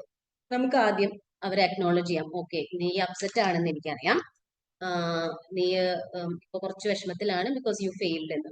അപ്പൊ അവിടെ ഉണ്ടാകുന്ന സംഭവം എന്ന് പറഞ്ഞാല് കുട്ടിക്ക് മനസ്സിലാവാണ് ഞാൻ അപ്സെറ്റ് ആണെന്നും എനിക്ക് ടെൻഷൻ ഉണ്ടെന്നും എന്റെ അമ്മയ്ക്കോ അച്ഛനോ മനസ്സിലായി. So the kid will feel seen. അതായത് എന്നെ മനസ്സിലായി എന്നുള്ളൊരു ഫീലിംഗ് ആണ് ആദ്യം ഒരു സംഭവം കുട്ടി വന്ന് പറയുമ്പോൾ അവർക്ക് തോന്നേണ്ടത്. നമുക്ക് ഈ പറഞ്ഞ കാര്യങ്ങളൊക്കെ നമ്മുടെ ഉള്ളിലുണ്ടാവും, ഇത്രയും പഠിപ്പിച്ചിട്ട് എന്താ അങ്ങനെ. അതല്ലെങ്കിൽ എന്തുകൊണ്ടാണ് തോറ്റേന്ന് അറിയാനുള്ള ഒരു ക്യൂരിയോസിറ്റി, അല്ലെങ്കിൽ അത് അറിയണം എന്നുള്ള ഒരു ലോജിക്ക് നമ്മുടെ ഉള്ളിലുണ്ട്. പക്ഷെ അത് റൈറ്റ് ടൈമിലായിരിക്കണം നമ്മൾ അത് ചോദിക്കേണ്ടത്. ഫസ്റ്റ് ദേ ഫീൽ ദറ്റ് എന്താ പറയാ, എന്നെ മനസ്സിലായി. ഒരു എമ്പതിയാണ് ആദ്യം വരേണ്ടത്. അതിന് ഏറ്റവും ആദ്യം വേണ്ടത് തോളിലൊന്ന് തട്ടിയിട്ട് എനിക്ക് മനസ്സിലായി നിനക്ക് വിഷമമുണ്ട്. അപ്പൊ ഫസ്റ്റ് തിങ് എന്ന് പറയുന്നത് അക്നോളജ് ചെയ്യാന്നുള്ളതാണ്. രണ്ടാമത്തെ കാര്യം എന്ന് പറഞ്ഞാല് നമ്മൾ അവരെടുത്ത എഫേർട്ടിനെ റെക്കഗ്നൈസ് ചെയ്യാന്നുള്ളത്. അതായത് ഇപ്പൊ അവര് ചിലപ്പോ ഒന്നും പഠിച്ചിട്ട് നമ്മൾ കണ്ടിട്ടുണ്ടാവില്ല, എന്നാലും എന്തെങ്കിലും 2 പേജ് മറിച്ചിട്ടുണ്ടാവുമായിരിക്കാം. അപ്പൊ നമ്മൾ പറയാ നീ വർക്ക് ഹാർഡ് ചെയ്തത് ഞാൻ കണ്ടായിരുന്നു, നീ പഠിച്ചിരുന്നു, പക്ഷെ അത് അവിടേക്ക് എത്തിയില്ല, പക്ഷെ നീ വർക്ക് ഹാർഡ് ചെയ്തത് ഞാൻ കണ്ടായിരുന്നു എന്ന് പറയുമ്പോൾ അവിടെ ഉണ്ടാവുന്ന ഡിഫറൻസ് എന്ന് പറഞ്ഞാല് അവര് എഫേർട്ട് എടുത്തതിന്റെ അപ്രീസിയേഷൻ ഔട്ട്കമ്മിനനുസരിച്ചിട്ടല്ല ഡിസൈഡ് ചെയ്യപ്പെടുന്നതെന്ന് അവർക്ക് മനസ്സിലാവും. ഫോർ എക്സാമ്പിൾ ഇപ്പൊ ഞാൻ പരീക്ഷയ്ക്ക് നന്നായി പഠിച്ചു, എനിക്ക് മാർക്ക് കിട്ടിയില്ല എന്നുണ്ടെങ്കിൽ ഇപ്പോഴത്തെ ഒട്ടുമിക്ക കുട്ടികളും ചെയ്യുന്നതെന്ന് പറഞ്ഞാല് അവരെന്തോ കുറവുള്ള ആൾക്കാരാണ് എന്നുള്ള രീതിക്കാണ് കുട്ടികൾ ചിന്തിച്ചു പോകുന്നത് ഇപ്പൊ. അപ്പൊ അവർ എഫേർട്ട് എടുത്തു എന്നുള്ളത് തന്നെ അപ്രീസിയേഷൻ കിട്ടേണ്ട, അല്ലെങ്കിൽ അത് തന്നെ ഒരു വലിയ കാര്യമാണെന്ന് അവർക്ക് ആദ്യം തോന്നണം. അപ്പൊ അത് നമ്മൾ ആദ്യം റെക്കഗ്നൈസ് ചെയ്യുക എന്നുള്ളതാണ്. നീ നന്നായി പഠിച്ചു എന്ന് മനസ്സിലായി എന്നുള്ളത് നമ്മൾ ആദ്യം പറയണം. അപ്പം അത് നമ്മൾ അതിന്റെ എഫേർട്ട് റെക്കഗ്നൈസ്. എന്നിട്ട് അടുത്ത സ്റ്റേജിലാണ് ഇതൊന്നും ഒരു ദിവസങ്ങളും വർഷങ്ങളൊന്നും എടുക്കണ്ട കേട്ടോ. ആ പറഞ്ഞ് കുട്ടി കണക്ട് ആയി നമ്മളോട് കാമായി വന്നു കഴിഞ്ഞാൽ നമുക്ക് ഓഫ് കോഴ്സ് സാറ് നേരത്തെ പറഞ്ഞ പോലെ നെക്സ്റ്റ് സ്റ്റെപ്പ് നോക്കാം നമുക്ക്. അതായത് എങ്ങനെയാണ്, എവിടെയാണ്, ഏതാണ് നിനക്ക് ഏറ്റവും ഹാർഡസ്റ്റ് പാർട്ട്? ആ ക്വസ്റ്റ്യൻ പേപ്പർ എടുത്തിട്ട് ആ ബുക്ക് എടുത്തിട്ട് ഇതിൽ എവിടെയാണ് നിനക്ക് ഹാർഡായിട്ട് തോന്നിയത്, എവിടെയാണ് നമുക്ക് കുറച്ച് ഈസി ആയി തോന്നുന്നത്, നമുക്ക് എന്ത് ചെയ്യാൻ പറ്റും അടുത്ത പ്രാവശ്യത്തേക്ക് എന്നുള്ളത് ചോദിക്കുമ്പോൾ കുട്ടിയും നമ്മളുടെ അടുത്ത് കോപ്പറേറ്റ് ചെയ്യും. അപ്പം ഇത്രയും കാര്യങ്ങൾ ചെയ്യുമ്പോൾ എന്താ ഉണ്ടാവണമെന്ന് വെച്ച് കഴിഞ്ഞാൽ ഇതും ഇമോഷണൽ റെസിലിയൻസും തമ്മിൽ എന്താ കണക്ഷൻ നിങ്ങൾ ആലോചിക്കുന്നുണ്ടാവും. ഇമോഷണൽ റെസിലിയൻസ് നമുക്ക് എപ്പോഴും ഉണ്ടാവുക ഇതുപോലുള്ള സാഹചര്യങ്ങളിൽ കൂടെ കടന്നു വരുമ്പോഴാണ്. അതായത് ഒരു സിറ്റുവേഷൻ വരുമ്പോഴേക്കും സ്വയം ബ്ലെയിം ചെയ്യാനും ഞാൻ ഒന്നിനും കൊള്ളാത്തവനാണെന്ന് കുട്ടികൾ ചിന്തിക്കുന്നത് നമ്മളുടെ ഈ കുഞ്ഞു കുഞ്ഞു കുഞ്ഞു എഫേർട്ടുകളിലുള്ള പ്രശ്നങ്ങളാണ്. അപ്പൊ ഇതൊന്നും കിട്ടാതെ വളർന്നവരായിരിക്കാം നമ്മൾ. കാരണം നമ്മളുടെ പാരന്റ്സിനൊന്നും ഇത്രയും കാര്യങ്ങൾ അറിയണ്ടായിരുന്നില്ല. അവർക്ക് ഇന്നത്തെ പോലെ ഡിസ്കഷൻസ് അന്നില്ല. അപ്പൊ അതിന്റെ വിക്ടിംസ് ആണ് ഇന്നവേ നമ്മളെല്ലാവരും. അപ്പൊ അതുകൊണ്ട് തന്നെ നമ്മൾ പല രീതിയിൽ നമ്മളെ ജഡ്ജ് ചെയ്യുന്ന സിറ്റുവേഷൻസും നമ്മൾ ഇമോഷണലി റെസിലിയന്റ് ആവാത്തതിന്റെയും കാരണം അതാണ്. അപ്പം കുട്ടികളുടെ അടുത്ത് നമ്മൾ ഡീൽ ചെയ്യുമ്പോൾ ആദ്യം അവരായിട്ട് എമ്പത്തറ്റിക് ആയിട്ട് കണക്ട് ചെയ്യും, പിന്നെ അവരെടുത്ത എഫേർട്ടിനെ നമ്മൾ അപ്രീഷിയേറ്റ് ചെയ്യും, പിന്നെയാണ് നമ്മൾ അടുത്ത സ്റ്റെപ്പ് എന്താണെന്ന് കളക്റ്റീവ് ആയിട്ടാ, കുട്ടീനെ ഒറ്റയ്ക്ക് നിർത്തിയിട്ടല്ല നീ എവിടെയാ തോറ്റത് നീ നോക്ക് എന്ന് പറയുന്നതിനേക്കാളും ഒരുമിച്ചിരുന്നിട്ടുള്ള സംഭവങ്ങളാണ്. അപ്പൊ ഇത് കുട്ടിക്ക് എന്താ കൊടുക്കണേന്ന് അറിയും. ഇമോഷണൽ റെസിലിയൻസിനുള്ള ഒരു ടൂൾ കിറ്റ്, ഒന്നാമത്തെ ടൂൾ കിറ്റ് കുട്ടിക്ക് അവിടെ കിട്ടി. ഫോർ എക്സാമ്പിൾ ഇപ്പൊ നമുക്കൊരു നമ്മൾ കാർ ഓടിച്ചു പോവുകയാണെങ്കിൽ കാർ എവിടെയെങ്കിലും വെച്ച് ബ്രേക്ക് ഡൗൺ ആയി കഴിഞ്ഞാൽ ആ കാറിൽ നമ്മുടെ കയ്യിലുള്ള ടൂൾസ് വെച്ചിട്ട്, വർക്ക്ഷോപ്പ് ഒന്നും അടുത്തില്ലാത്ത സ്ഥലമാണെങ്കിൽ കയ്യിലുള്ള ടൂൾസ് വെച്ച് അത് ശരിയാക്കിയിട്ട് ജേർണി കണ്ടിന്യൂ ചെയ്യാനുള്ള ഒരു പവർ ഉണ്ടല്ലോ, അതിനെയാണ് നമ്മൾ ശരിക്കും ഇമോഷണൽ റെസിലിയൻസ് എന്ന് പറയുന്നത്. ആ ഒരു ടൂൾ കിറ്റ് ലൈഫിൽ നിന്ന് ഇങ്ങനെ പല പല ഭാഗങ്ങളിൽ നിന്ന് കുട്ടികൾക്ക് ഇങ്ങനെ കിട്ടിക്കൊണ്ടിരിക്കണം. അതിലുള്ള ഈ ഒരു സിറ്റുവേഷൻ നമ്മൾ ഇത്തരത്തിൽ ഡീൽ ചെയ്താൽ കുട്ടിക്ക് ഒരു ടൂൾ കിറ്റ് അവിടെ കിട്ടും. ആ ടൂൾ കിറ്റ് എന്ന് പറഞ്ഞാൽ ഈ ഒരു എന്തെങ്കിലും ഒരു സംഭവം, ഒരു ഫെയിലിയർ വന്നു കഴിഞ്ഞാൽ ദാറ്റ് ഡസൻ മീൻ ഞാൻ ഒന്നിനും കൊള്ളാത്തവനല്ല. കാരണം അവന് പരീക്ഷയിൽ തോറ്റു വന്നിട്ടും അവനെ നമ്മൾ എംബ്രേസ് ചെയ്തു, കാര്യങ്ങൾ ചെയ്തു. അതേസമയം നമ്മൾ അവനെ അടുത്ത സ്റ്റെപ്പിലോട്ട് പോകാനും ഹെൽപ്പ് ചെയ്തു. അങ്ങനെയാണ് നമ്മൾ ഇമോഷണൽ റെസിലിയൻസ് ഉണ്ടാക്കാനായിട്ട് കുട്ടികളെ ഹെൽപ്പ് ചെയ്യേണ്ടത്. ഞാൻ ഇത്രയും പറഞ്ഞതിന്റെ കാര്യം എന്ന് പറഞ്ഞു കഴിഞ്ഞാൽ ഇമോഷണൽ റെസിലിയൻസ് ഉണ്ടാക്കുക എന്ന് പറഞ്ഞാൽ ഇത്രയും പാടുള്ള ഒരു സംഭവമാണ്. നമ്മളിപ്പോ പ്രശ്നത്തിൽ പെട്ടിരിക്കുന്ന സമയത്ത്, ഞാൻ ഡ്രൈവിംഗ് ലൈസൻസ് എടുക്കുന്ന സമയത്ത് തോറ്റ പോലെ ആരെങ്കിലും വന്നിട്ട് എന്റെ അടുത്ത് പറയുവാണ് ഇതിനൊരു എക്സ്പീരിയൻസ് ആയിട്ട് കണ്ടുകൂടെ എന്ന് പറയുമ്പോൾ ആ ഒരു മൊമെന്റിൽ നിന്നിട്ട് എനിക്ക് റെസിലിയൻസ് ഉണ്ടാക്കിയെടുക്കാൻ പറ്റില്ല. എനിക്കത് ഉണ്ടാവണമെന്നുണ്ടെങ്കിൽ എന്റെ ചെറുതിലേ തൊട്ടുള്ള ആ കാര്യങ്ങൾ ഞാൻ ഇങ്ങനെ ഫോളോ ചെയ്ത് ഞാൻ ഇങ്ങനെ ടൂൾ കിറ്റ് ഡെവലപ്പ് ചെയ്ത് കൊണ്ടുവന്നിട്ടുണ്ടായിരിക്കണം. അതല്ലെങ്കിൽ എനിക്ക് അങ്ങനെ ആ സമയത്ത് എടുക്കാൻ പറ്റണമെന്നില്ല. പക്ഷെ ആ സമയത്ത് നമുക്ക് വേണമെങ്കിൽ ഒരു ഡീപ് ബ്രീത്തിങ് ഒക്കെ ചെയ്യാം, ഒന്ന് കൂളാവാം, കാമാവാം, എന്നിട്ടൊക്കെ നമുക്ക് ഡീൽ ചെയ്യാം. പക്ഷെ അപ്പോഴൊരു ഇമോഷണൽ റെസിലിയൻസ് ആവുന്നില്ല അത്. മനസ്സിലായോ? അപ്പൊ ഈ പറഞ്ഞ പോലത്തെ കാര്യങ്ങൾ, അതായത് ഇമോഷണൽ റെസിലിയൻസ് നമുക്ക് ഉണ്ടാവണമെന്നുണ്ടെങ്കിൽ ആക്ച്വലി ഒരു 4 പില്ലേഴ്സ് നമുക്ക് പറയും. ആദ്യം നമ്മളെ കുറിച്ചിട്ട് ഒരു സെൽഫ് അവയർനെസ് നമുക്ക് ഉണ്ടാവണം. നമ്മൾ എന്താണ്, നമ്മുടെ ലിമിറ്റേഷൻസ് എവിടെയാണ്, നമ്മുടെ സ്ട്രോങ് പോയിന്റ്സ് എവിടെയാണ്, നമ്മുടെ ഫീലിങ്സ് നോട്ടീസ് ചെയ്യുക എന്നുള്ളത്. ഇപ്പോ നമ്മുടെ കുട്ടികളെ നമ്മളൊന്ന് നോട്ടീസ് ചെയ്യണമെങ്കിൽ കുട്ടികൾക്ക് ദേഷ്യം വരുമ്പോൾ അവരെങ്ങനെയാ എക്സ്പ്രസ് ചെയ്യണേന്ന് നമ്മൾ നോക്കണം. കുട്ടികൾക്ക് സങ്കടം വരുമ്പോൾ അല്ലെങ്കിൽ ദേഷ്യം വരുമ്പോൾ കുട്ടികൾ ചിലപ്പോൾ അവര് ഭയങ്കരമായിട്ട് ഷൗട്ട് ചെയ്യും. ചില കുട്ടികൾ കംപ്ലീറ്റ് സൈലന്റ് ആവും. ചില കുട്ടികൾ വന്ന് നമ്മൾ ഇറിറ്റേറ്റ് ചെയ്തുകൊണ്ടിരിക്കും. അത് നമ്മൾ ആദ്യം നോട്ടീസ് ചെയ്യണം. അവരെങ്ങനെയാണ് അവർ ഇമോഷൻസിനെ അവർ എക്സ്പ്രസ് ചെയ്യുന്നത് എന്നുള്ളൊരു കാര്യം വളരെ ഇമ്പോർട്ടന്റ് ആണ്. പിന്നെ നമ്മൾ അതിനെ ഒരു ഒപ്റ്റിമിസം അല്ലെങ്കിൽ അതിനെ വേറൊരു രീതിയിൽ റീഫ്രെയിം ചെയ്ത് അവരെ ഹെൽപ്പ് ചെയ്യുക എന്നുള്ളത് രണ്ടാമത്തെ സ്റ്റെപ്പ്. മൂന്നാമത്തെ സ്റ്റെപ്പാണ് ഏറ്റവും ഇമ്പോർട്ടന്റ് ആയിട്ടുള്ളത് സപ്പോർട്ട് സിസ്റ്റം എന്നുള്ളത്. ഈ സപ്പോർട്ട് സിസ്റ്റത്തിന്റെ കാര്യം പറയുമ്പോഴേ എനിക്കൊരു കാര്യം, ഇപ്പൊ നിങ്ങൾ കുറെ റീൽസ് ഒക്കെ ഇൻസ്റ്റാഗ്രാമിൽ കാണുന്നുണ്ടാവില്ലേ, ഈ നമുക്ക് ആരും വേണ്ട, നമ്മൾ ഒറ്റയ്ക്ക് മതി, ഒരു സെൽഫ് ലവിന്റെ സമയമാണ് ഇപ്പൊ ഭയങ്കരമായിട്ട്. നിങ്ങൾ ഇൻസ്റ്റഗ്രാമിലുള്ള ആൾക്കാരല്ലേ, അപ്പൊ അതിൽ നിങ്ങൾ ഒത്തിരി റീൽസ് ഒക്കെ കാണും. നമ്മൾ ആരെയും ഡിപ്പെൻഡ് ചെയ്യേണ്ട ആവശ്യമില്ല, ആരും എന്തെങ്കിലും പറഞ്ഞാലും നമ്മൾ വിഷമിക്കേണ്ട ആവശ്യമില്ല, നമ്മൾ സ്വയം ഇങ്ങനെ ആയിരിക്കണം, നമ്മൾ തന്നെ മതി എന്നുള്ള രീതിയിൽ ഒത്തിരി റീൽസും കാര്യങ്ങളും നമ്മൾ കാണുന്നുണ്ട്. അതിലുള്ള ഒരു പ്രശ്നം എന്താന്ന് വെച്ച് കഴിഞ്ഞാല് അത് കുറച്ച് നെഗറ്റീവായിട്ട് നമ്മുടെ കുട്ടികളെയും നമ്മളെയും ഒക്കെ ഇൻഫ്ലുവൻസ് ചെയ്യുന്നുണ്ട്. അതായത് ഒരു സപ്പോർട്ട് പുറത്തുനിന്ന് എടുക്കുന്നത് എന്തോ മോശം കാര്യമാണെന്നുള്ള പോലെയാണ് കുറെ ഒക്കെ രീതിയിൽ അത് പോകുന്നത്. അതായത് നമ്മൾ ഇമോഷണലി സ്ട്രോങ് ആവാന്ന് പറഞ്ഞാല് നമ്മൾ ഒറ്റയ്ക്ക് എല്ലാത്തിനും ഡീൽ ചെയ്യുക എന്നുള്ളതല്ല. അതായത് ഇപ്പൊ ഞാൻ ഇമോഷണലി, എന്നോട് കുറെ പേര് ചോദിക്കാറുണ്ട് സൈക്കോളജിസ്റ്റ് അല്ലേ, അപ്പൊ എന്ത് പ്രശ്നം വന്നാലും സ്വയം ഡീൽ ചെയ്യാൻ പറ്റുള്ളൂ. അങ്ങനെയല്ല. ഞാൻ ചിലപ്പോൾ എന്റെ ഫ്രണ്ട്സിനെ വിളിച്ച് കരയും. കാരണം എന്താന്ന് വെച്ച് കഴിഞ്ഞാല് ആ ഫ്രണ്ടിനെ വിളിക്കാൻ തോന്നിയതും കരയാൻ തോന്നുന്നതും എന്റെ ഇമോഷണൽ റെസിലിയൻസിന്റെ ഭാഗമാണ്. അതായത് ഞാൻ ഇമോഷണലി സ്ട്രോങ്ങും റെസിലിയന്റും ആയതുകൊണ്ടാണ് ആ ഒരു ടൈമിൽ എനിക്ക് ആ ഫ്രണ്ടിനെ വിളിച്ച് കരയാൻ പറ്റുന്നത്. അത് വിചാരിച്ചിട്ട് ഇതിലൊരു ബാലൻസ് ഉണ്ട് കേട്ടോ. അത് വിചാരിച്ച് എനിക്കൊരു പ്രശ്നം വന്ന ഉടനെ നമ്മൾ ഒരു ഫ്രണ്ടിനെ വിളിക്കുക കരയുക എന്നുള്ളതല്ല. നമ്മൾ ഡീൽ ചെയ്യാൻ നോക്കിയിട്ട് നമുക്ക് പറ്റുന്നില്ല എന്ന് തോന്നിയാല് റൈറ്റ് ആളെ വിളിക്കാൻ നോക്കണം. ചില ആൾക്കാരെ നമ്മൾ ചില സിറ്റുവേഷൻസ് വിളിച്ചു കഴിഞ്ഞാൽ ചിലപ്പോൾ കുറച്ചും കൂടെ വേഴ്സ് ആവും.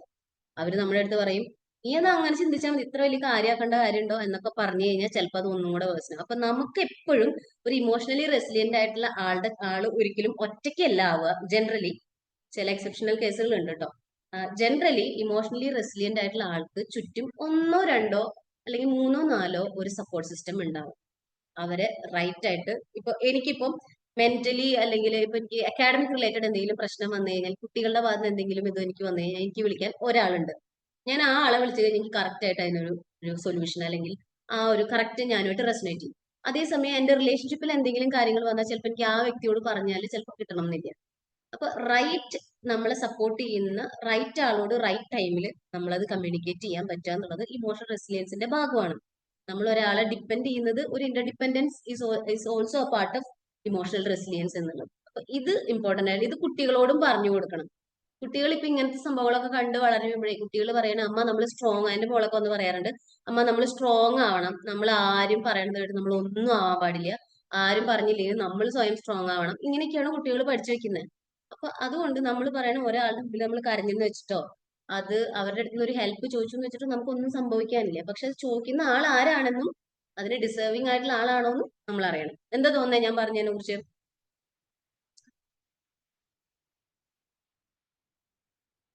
ഈ സെൽഫ് ലവിന്റെ കാര്യം പറഞ്ഞാൽ നിങ്ങൾക്ക് തോന്നിയിട്ടുണ്ടോ അങ്ങനെ ഒരു സംഭവം കറക്റ്റ് ആണെന്ന്? വിൻ വിൽസൺ, സെൽഫ് ലവിന്റെ കാര്യം പറഞ്ഞത് കറക്റ്റ് ആയിട്ട് തോന്നിയിട്ടുണ്ടോ? അത് എനിക്ക് തോന്നിയിട്ടുള്ള ഒരു ഒബ്സർവേഷൻ ആണ് കേട്ടോ. അത് ഇത്തിരി ടോക്സിക് ആയിട്ട് പോകുന്നുണ്ടോ എന്നുള്ളത്. ഓക്കെ, നിങ്ങൾക്ക് സജഷൻസ് പറയാട്ടോ. ഇനി നമ്മൾ നേരത്തെ അശ്വിൻ ഫസ്റ്റ് പറഞ്ഞൊരു കാര്യം, എന്തുകൊണ്ടാണ് നമ്മൾ ഇത് ഇപ്പോൾ ഡിസ്കസ് ചെയ്യുന്നത് എന്നുള്ള കാര്യം. നമ്മൾ എന്തൊക്കെ പറഞ്ഞാലും ലൈഫിൽ നമുക്ക് ജീവിക്കണേ നമുക്ക് പൈസ വേണം, പൈസ വേണമെങ്കിൽ ജോലി വേണം, ജോലി വേണമെങ്കിൽ നമുക്ക് എന്തെങ്കിലും സ്കിൽ അറിഞ്ഞിരിക്കണം, അല്ലെങ്കിൽ നമ്മൾ പഠിക്കണം, ഒരു ബേസിക് ഡിഗ്രി എന്തെങ്കിലും നമുക്ക് ആവശ്യമാണ്. അതൊക്കെ ഒരു സൈഡിൽ. പക്ഷെ ഇതൊന്നും ഇല്ലെങ്കിൽ പോലും ലൈഫിൽ വരുന്ന സ്ട്രെസ്സിനെ ഡീൽ ചെയ്യാൻ ആ ആൾക്ക് പറ്റുന്നുണ്ടെങ്കിൽ ആള് ലൈഫിൽ വിൻ ചെയ്യും. അതാണ് ശരിയാണ്. Okay, thank you. അപ്പൊ അതിലാള് വിൻ ചെയ്യും. അതിൽ വിൻ ചെയ്യണം എന്നുണ്ടെങ്കിൽ അവിടെ വേണ്ട ഇമ്പോർട്ടൻറ്റ് സ്കില്ലാണ് ഈ ഇമോഷണൽ റെസിലിയൻസ് എന്നുള്ളത്. അത് ഒരേ പ്രോബ്ലംസ് ഇപ്പൊ എനിക്ക് വന്നിട്ടുള്ള ഒരു ക്ലയന്റ് 3 സിസ്റ്റേഴ്സാ. അവര് 3 സിസ്റ്റേഴ്സ് ആണ്. 3 സിസ്റ്റേഴ്സിന്റെ വീട്ടിൽ ഒരു സെക്ഷൽ അബ്യൂസ് ഉണ്ടായപ്പം അവരുടെ വീട്ടിൽ ഒരാൾ തന്നെ അവരെ സെക്ഷലി അബ്യൂസ് ചെയ്തപ്പോ ആ 3 കുട്ടികളെയും 3 രീതിയിലാണ് അത് ബാധിച്ചത്. കാരണം 3 കുട്ടികൾക്ക് 3 തരം റെസിലിയൻസ് ആയിരുന്നു ഉണ്ടായിരുന്നത്. ആ 3 റെസിലിയൻസ് എന്ന് പറഞ്ഞാൽ കുറെയൊക്കെ നമുക്ക് ജനറ്റിക് ആയിട്ട് കുറച്ച് കാര്യങ്ങളൊക്കെ നമുക്ക് ഉണ്ടാവും. പക്ഷെ ആ 3 കുട്ടികളെയും അച്ഛനും അമ്മയും ട്രീറ്റ് ചെയ്തത് 3 രീതിയിലാണ്. മിഡിൽ ചൈൽഡിന് ഭയങ്കരമായിട്ട് ഇൻസെക്യൂർ ഫീലിംഗ് ഉണ്ടായിരുന്നു, കാരണം അവൾക്ക് അറ്റൻഷൻ കിട്ടുന്നില്ല, അങ്ങനത്തെ ഒത്തിരി പ്രശ്നങ്ങൾ ഉണ്ടായിരുന്നു. താഴെയുള്ള ആൾക്ക് കുറച്ച് സർജറി റിലേറ്റഡ് ഇഷ്യൂസ് ഉണ്ടായതുകൊണ്ട് അവൾക്ക് ഓവർ കെയർ ആയിരുന്നു. മൂത്ത ആൾക്ക് ഈ പറഞ്ഞ പോലെ ഓവർ ഇൻഡിപെൻഡന്റ് ആയിരുന്നു. അപ്പൊ അതുകൊണ്ട് വിഷമങ്ങൾ വരുന്ന അവൾ ആരടുത്തും പറയില്ല. അങ്ങനെ 3 പേർക്കും 3 തരത്തിലുള്ള റെസിലിയൻസാ. അപ്പൊ നമ്മുടെ കുട്ടി എന്ത് തരത്തിലാണ് കാര്യങ്ങൾ ഡീൽ ചെയ്യുന്നത്, ഇമോഷൻസിനെ ഡീൽ ചെയ്യണേ എന്നുള്ളത് നമ്മൾ നന്നായിട്ട് ഒബ്സർവ് ചെയ്ത് മനസ്സിലാക്കണം. അവന് ദേഷ്യം വരുമ്പോൾ അവൻ എങ്ങനെയാണ് അത് എക്സ്പ്രസ് ചെയ്യുന്നത്? എന്തെങ്കിലും കൊണ്ട് ഇടിച്ചിട്ടാണോ, അല്ലെങ്കിൽ കരയാണോ ചെയ്യുന്നത്, കുറെ നേരം ഉറങ്ങുകയാണോ ചെയ്യുന്നത്? ഇതൊക്കെ നമ്മൾ നോട്ടീസ് ചെയ്യണം. പിന്നെ അശ്വിൻ പറഞ്ഞ പോയിന്റ് നമ്മൾ എന്തുകൊണ്ട് അതിപ്പോ ഡിസ്കസ് ചെയ്യണേ എന്നുള്ളത്. ഇപ്പോഴത്തെ സോഷ്യൽ മീഡിയ നമ്മൾ തുറന്നു നോക്കി കഴിഞ്ഞാൽ ഒരു കൺസിസ്റ്റന്റ് ആയിട്ട് കുട്ടികൾ ചെയ്തുകൊണ്ടിരിക്കുന്ന കാര്യം എന്ന് പറഞ്ഞാൽ കമ്പയർ ചെയ്തുകൊണ്ടിരിക്കുകയാണ്. നമ്മൾ പണ്ടൊക്കെ പറയായിരുന്നു പാരന്റ്സിനോട് കുട്ടികളെ വേറെ ആൾ വിട്ട് കമ്പയർ ചെയ്യില്ലെന്ന്. ഇപ്പൊ നമ്മൾ ആരും അത് ചെയ്യുന്നുണ്ടാവില്ല, ബിക്കോസ് നമുക്ക് അറിയാം അങ്ങനെ ചെയ്യാൻ പാടില്ലാന്ന്. പക്ഷെ കുട്ടികൾ സ്വയം അത് ചെയ്തുകൊണ്ടിരിക്കുക. അപ്പൊ ഞാൻ പറയാണ്, ഇപ്പൊ എന്റെ മോള് വന്നിട്ട് പറയുന്ന കാര്യം എന്ന് പറഞ്ഞാൽ, അമ്മ എന്റെ കാലിന്റെ തൈസ് കുറച്ച് വണ്ണം കൂടുതലാണ്, എനിക്ക് അത് കുറയ്ക്കണം, എന്നാലാണ് എനിക്ക് ഇങ്ങനെ ചെയ്യാൻ പറ്റുള്ളൂ. ഡാൻസ് ചെയ്യുന്ന ആൾക്കാരുടെ തൈസ് ഒക്കെ വളരെ വണ്ണം കുറവായിരിക്കും. ഇതൊക്കെയാണ് അവള് വന്ന് പറയുന്നത്. അപ്പൊ ഇത് അവൾക്ക് എവിടെന്നാ കിട്ടിയെന്ന് വെച്ച് കഴിഞ്ഞാൽ സോഷ്യൽ മീഡിയ എന്നാണ്. അവള് കണ്ടോണ്ടിരിക്കുമ്പോ അവള് കാണുന്ന ഒരു ഇമേജ് ആണ് റിയൽ എന്ന് വിശ്വസിക്കുകയും അവൾ അതുമായിട്ട് കമ്പയർ ചെയ്യുകയും അവള് ചെയ്യുന്നുണ്ട്. അപ്പൊ ഈ കോൺസ്റ്റന്റ് കമ്പാരിസൺ വരുമ്പം നമുക്കൊരിക്കലും ഫ്രണ്ട്സിന്റെ അടുത്ത് ചെന്നിട്ട് ബോഡി ഷേമിംഗ് ഒക്കെ നമ്മൾ പറയും. നമുക്കൊരിക്കലും കുട്ടികളുടെ ഫ്രണ്ട്സിന്റെ അടുത്ത് ചെന്നിട്ട് എന്റെ മോളോട് ബാഡ് വേർഡ്സ് യൂസ് ചെയ്തെന്ന് പറഞ്ഞു നടക്കാൻ പറ്റില്ല. ബിക്കോസ് ഇഷ്ടംപോലെ ആൾക്കാരുമായിട്ട് ഇന്ററാക്ട് ചെയ്യുമ്പോൾ എല്ലാവരുടെ പിന്നാലെ നമുക്കത് പറയാൻ പറ്റില്ലല്ലോ. അപ്പോ അവിടെ ആ കുട്ടിക്ക് വേണ്ടത് ഇമോഷണൽ റെസിലിയൻസ് ആണ്. അവരത് പറഞ്ഞാലും ചിലപ്പോൾ നമ്മൾ സാഡ് ആയാലും അതിൽ നിന്ന് ബൗൺസ് ബാക്ക് ചെയ്യാനുള്ള അവരുടെ കപ്പാസിറ്റിനെയാണ് നമ്മൾ ഇമോഷണൽ റെസിലിയൻസ് എന്ന് പറയുന്നത്. അതായത് ഇതിനർത്ഥം ഇപ്പൊ ഞാനിപ്പോ സാരിയൊക്കെ എടുത്ത് നല്ല ഫോട്ടോസൊക്കെ, എനിക്ക് ഫോട്ടോസ് എടുക്കുന്നത് എനിക്ക് ഇഷ്ടമാണ്, ഞാൻ പോസ്റ്റ് ചെയ്യാറുണ്ട്. അപ്പൊ അതേസമയം ഇപ്പൊ ഞാനിപ്പോ വേറൊരാളെ കാണുമ്പോൾ വേറൊരു നല്ലൊരു മോഡൽ സാരിയൊക്കെ എടുത്തിട്ടിരിക്കുന്ന സമയത്ത് എനിക്ക് പെട്ടെന്ന് കാണുമ്പോൾ കൊള്ളാലോ എന്നൊക്കെ എനിക്ക് തോന്നും. യൂഷ്വലി മനുഷ്യർക്ക് തോന്നുന്ന ഇമോഷൻസ് ആണ്.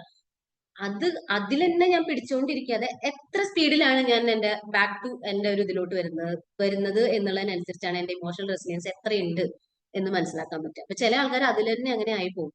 ചില ആൾക്കാർ പെട്ടെന്ന് തന്നെ ബൗൺസ് ബാക്ക് ചെയ്യും, ചില ആൾക്കാർ 1-2 ദിവസം എടുക്കും. അപ്പൊ എത്ര സ്പീഡിലാണ് നമ്മൾ നമ്മുടെ ഗ്രാഫിലോട്ട് കയറി വരുന്നത് എന്നുള്ളതാണ് അവിടെ നമ്മൾ നോക്കണേ. അപ്പൊ ഇതിനർത്ഥം നമ്മൾ ഈ ഫീലിങ്സ് ഒന്നും തോന്നാൻ പാടില്ല, കമ്പയർ ചെയ്യാൻ പാടില്ല എന്നല്ല. ഇതൊക്കെ നമുക്ക് തോന്നും, ഇതൊക്കെ നമുക്ക് ഫീൽ ചെയ്യും. പക്ഷെ ഇതിനെയൊക്കെ നമുക്ക് തിരിച്ച് അതിൽ നിന്ന് ലേൺ ചെയ്ത് തിരിച്ചു വരാൻ പറ്റും. അപ്പോഴാണ് നമുക്ക് ഇമോഷണലി റെസിലിയന്റ് ആയിട്ടുള്ള ഒരാൾ ആണെന്ന് പറയാൻ പറ്റും. അപ്പൊ നമുക്ക് ഇപ്പൊ ഇതില് ഞാനിപ്പോ ഇത്രയും നേരം പറഞ്ഞ കാര്യങ്ങളിൽ നമുക്ക് ഏകദേശം സമയമായിക്കൊണ്ടിരിക്കുന്നു എന്ന് തോന്നുന്നു. അപ്പൊ ഇതിലിപ്പോ ഞാന് കുട്ടികളുടെ ഇമോഷണൽ റെസിലിയൻസിന്റെ കാര്യം പറഞ്ഞത്. ഇതിൽ ഒത്തിരി കാര്യങ്ങളുണ്ട് കേട്ടോ. ഇതിൽ നിങ്ങൾക്ക് എന്തെങ്കിലും സംശയങ്ങളോ എന്തെങ്കിലും ആഡ് ചെയ്യാനുണ്ടെങ്കിൽ ഒക്കെ നമുക്ക് ആഡ് ചെയ്യാം. ഇപ്പൊ തൽക്കാലം കുട്ടികളൊന്നും മാറ്റി നിർത്തിയിട്ട് എന്തായാലും നമ്മൾ ഇത്രയായി. ഇനി നമുക്ക് എങ്ങനെ ഇമോഷണൽ റെസിലിയന്റ്, നിങ്ങൾ ഇമോഷണലി റെസിലിയന്റ് ആണോ എന്നുള്ളത് നിങ്ങൾ ആദ്യം ഒന്ന് ചെക്ക് ചെയ്യാം. കാരണം അതിൽ രണ്ട് കാര്യങ്ങളുണ്ട്. നമ്മള് ഒരു സേയിങ് ഉണ്ടല്ലേ, child is the father of മാൻ എന്ന് പറഞ്ഞിട്ട്. അത് നമ്മൾ ഈ പറയുന്ന അതേ സെൻസിലല്ല പോയിട്ട് അത് പറഞ്ഞതെങ്കിലും നമുക്കിപ്പോ അത് യൂസ് ചെയ്യാം. അതായത് കുട്ടികൾ എപ്പോഴും എങ്ങനെയാ പഠിക്കുന്നുണ്ടാവുക, നമ്മൾ എന്ത് ചെയ്യുമ്പോഴാ കുട്ടികൾ പെട്ടെന്ന് ലേൺ ചെയ്യാം? ഒരു നിങ്ങളുടെ ഒരു ഐഡിയ പറഞ്ഞേ. കുട്ടികളോട് നമ്മളൊരു കാര്യം, കുട്ടികളിൽ നമുക്കൊരു പുതിയ ശീലം കൊണ്ടുവരണം. ഏറ്റവും എളുപ്പമുള്ള കാര്യം എന്താ അവരെ കൊണ്ട് അത് പഠിപ്പിക്കാൻ? ഇനി ഐഡിയ നമ്മളത് ചെയ്ത് കാണിക്കണം. ചെയ്ത് കാണിക്കണം. എക്സാക്ട്ലി. അതായത് കുട്ടികളോട് പറയുമ്പോൾ വി ഹാവ് ടു ഡു അത് തന്നെ. അപ്പൊ നമുക്ക് കുട്ടികളോട് അത് പറയുന്നേക്കാളും കൂടുതൽ മോഡലിംഗ് എന്നാ നമ്മൾ അതിനെ പറയാം. നമ്മൾ മോഡൽ ചെയ്ത് കാണിച്ചു കൊടുക്കണം. എങ്കിൽ മാത്രമാണ് കുട്ടികൾ അത് പഠിക്കുള്ളൂ. ഇപ്പൊ ഞാനൊക്കെ കോളേജിൽ ക്ലാസ് എടുക്കാൻ പോകുമ്പോൾ ഞാൻ കുട്ടികളുടെ അടുത്ത് പറയാറുണ്ട്, നന്നായിട്ട് ട്രാവൽ ചെയ്യണം, അങ്ങനെ ചെയ്യണം എന്നൊക്കെ. അങ്ങനെ വെറുതെ പറഞ്ഞു കഴിഞ്ഞാൽ നിങ്ങൾ ലൈഫിൽ ഇങ്ങനെ കുറച്ചൊക്കെ ഒന്ന് എക്സ്പ്ലോർ ചെയ്യണം എന്നൊക്കെ പറയുന്ന സമയത്ത് നല്ല നല്ല മൂവീസ് നിങ്ങൾ കാണണം. നമുക്ക് ഒത്തിരി ട്രാവൽ ചെയ്യുന്നതിനേക്കാളും നല്ലത് അതിനേക്കാളും നമുക്ക് ചിലപ്പോൾ ചില മൂവീസ് നമുക്ക് ലേൺ ചെയ്യാൻ പറ്റും എന്ന് ഞാൻ പറയണ സമയം. ആ പറയണതാണോ ഞാൻ ഏതെങ്കിലും മൂവി കണ്ടത് ഇൻഡയറക്ട്ലി അവരുടെ അടുത്ത് പറയുമ്പോഴാണോ അവരത് ലേൺ ചെയ്യുക? അല്ലെങ്കിൽ ഞാൻ ബൈക്കിൽ ട്രാവൽ ചെയ്യുന്നത്, ഞാൻ ഒറ്റയ്ക്ക് ചെയ്യുന്നതൊക്കെ കാണുമ്പോൾ എത്രയോ പെൺകുട്ടികൾ ഉണ്ടെന്നറിയോ. ഇപ്പൊ ഞാൻ ഒറ്റയ്ക്ക് ബൈക്കിൽ പോവാറുണ്ട് എന്ന് പറയുമ്പോൾ എന്റെ സോഷ്യൽ മീഡിയയിലെ പിക്സ് കണ്ടിട്ട് അവരെന്നോട് അങ്ങോട്ട് പറയും, മാം ഞങ്ങൾക്ക് അതുപോലെ ആവാൻ തോന്നുന്നു. അത് തന്നെയാണ് വേണ്ടത്. നമ്മൾ ക്ലാസ്സിൽ നിന്ന് ലെക്ചർ ചെയ്യുന്നേക്കാളും നമ്മൾ അത് കാണിച്ചു കൊടുക്കുമ്പോഴാണ് നമുക്ക് എന്താ പറയാ ആ ഒരു ബിഹേവിയർ പെട്ടെന്ന് കുട്ടികൾ പഠിക്കുക. മറ്റേ ജനറലി ക്ലാസ് റൂമിൽ എല്ലാവർക്കും വേണ്ടത് നമുക്ക് മോഡൽ ചെയ്യാൻ പറ്റില്ല. പക്ഷെ നമ്മുടെ കുട്ടികളുടെ അടുത്ത് നമുക്ക് മോഡൽ ചെയ്യുമ്പോൾ രണ്ട് ഗുണങ്ങളുണ്ട്. ഒന്ന്, കുട്ടികൾ അത് പഠിക്കും. രണ്ട്, നമുക്കും ഈ സംഭവങ്ങൾ ലേൺ ചെയ്യാം. അതായത് നമുക്കും റെസിലിയന്റ് ആവാനുള്ള ഒരു ഒരു ടൈമാണ് നമുക്ക് കിട്ടുന്നത്. ഫോർ എക്സാമ്പിൾ, ഇപ്പൊ ഞാൻ വീട്ടില് കാര്യങ്ങളെല്ലാം അടക്കി ഒതുക്കി വെക്കുന്ന ഒരാളല്ലായിരുന്നു, ഒട്ടും അല്ലായിരുന്നു. എനിക്ക് ഞാൻ ഇരിക്കുന്ന സ്പേസ് ഞാൻ നന്നായിട്ട് നോക്കും. അതല്ലാതെ ഞാൻ ഭയങ്കരമായിട്ട് ഓർഗനൈസ്ഡ് ആയിട്ട് പോകുന്ന ഒരാളല്ല. പക്ഷെ എന്റെ മോൾക്ക് ആ ഒരു സംഭവം അവൾക്ക് ഭയങ്കരമായിട്ട് നിർബന്ധമാണ്, വേണം എന്നുള്ളത്. അപ്പൊ ഞാനും കൂടെ അതിലോട്ട് വന്നു കഴിഞ്ഞപ്പോ അത് കാരണം അവൾക്ക് അത് ചെയ്യാണ്ടാവുമ്പോ അവൾ അപ്സെറ്റ് ആണ്. അമ്മ വീട് കുറച്ച് മെസ്സി ആയിട്ട് ഇടുമ്പോ അമ്മ എനിക്ക് അത് സുഖമില്ല എന്ന് പറയുമ്പോൾ അവളുടെ ഒരു മൂഡിനെ അത് ബാധിക്കുന്നുണ്ട്. അപ്പൊ വീട് ഓർഗനൈസ് ചെയ്ത് വെക്കുമ്പോൾ അവൾക്ക് അതിനൊരു സന്തോഷം കിട്ടുന്നുണ്ട്. അവൾക്കും ഒന്ന് ഓർഗനൈസ്ഡ് ഫീലിംഗ് തോന്നുന്നുണ്ട് എന്ന് മനസ്സിലായപ്പോ ഞാനത് ചെയ്തു തുടങ്ങിയപ്പം എനിക്കും അത് നല്ലതാണ്, അവൾക്കും അത് നല്ലതാണ്. അപ്പം ഈ മോഡലിംഗ് എന്നുള്ള സംഭവം ഭയങ്കര. അപ്പൊ അതായത് ഞാൻ ഇൻഫോ പാർക്കിൽ ഒരു ക്ലാസ് എടുക്കാൻ പോയി. പാരന്റിങ് റിലേറ്റഡ് ടോപ്പിക് ആയിരുന്നു. അപ്പൊ അതില് ഞാൻ എടുക്കാൻ പോണതിന്റെ തലേ ദിവസം ഞാനിങ്ങനെ ആലോചിക്കുക, എന്താ അവിടെ പോയി പറയാ, ഇൻഫോ പാർക്കിലെ ആൾക്കാരൊക്കെ ആവുമ്പോ എങ്ങനെയായിരിക്കും എന്നൊക്കെ ഞാനിങ്ങനെ ആലോചിച്ചു. അപ്പൊ ഞാനിരുന്ന് ആലോചിക്കുന്നതും, ഞാൻ നാളെ ഒരു ക്ലാസ് വരുമ്പോ ഞാൻ അതിൽ എത്രത്തോളം സ്ട്രെസ്ഡ് ആവുണ്ടെന്ന് എന്റെ മോൾ ഒബ്സർവ് ചെയ്യുന്നുണ്ട്. അവള് നോക്കുന്നുണ്ട് അമ്മ എങ്ങനെയാണ് അതിന് ഒരു സിറ്റുവേഷൻ, ഒരു സ്ട്രെസ് വരുമ്പോ അമ്മ എങ്ങനെയാ അതിനെ ഡീൽ ചെയ്യണേന്ന് അവൾ കാണുവാണ്. അപ്പൊ അവൾ എന്നോട് പറഞ്ഞു, അമ്മ എന്തിനാ ടെൻഷൻ അടിക്കണേ, അമ്മ എന്നെ എങ്ങനെയാ വളർത്തണേ, അത് പോയി പറഞ്ഞാ പോരെ എന്നാൾ എന്നോട് ചോദിച്ചു.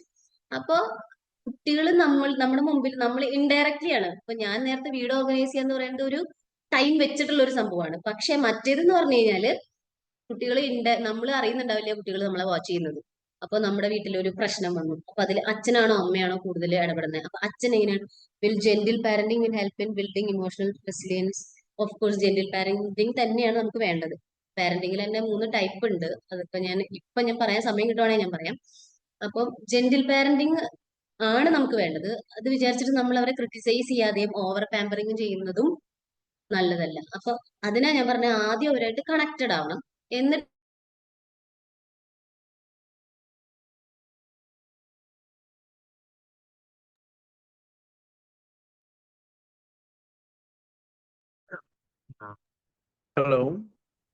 Hello Saranya madam. Madam leave ആയിരിക്കുക, ഒരു മിനിറ്റ്.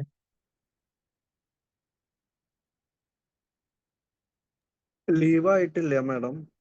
മാഡം മാഡം ഉണ്ടല്ലോ. ഞാനെപ്പോഴും കോസ്റ്റ് തന്നെയാണ്.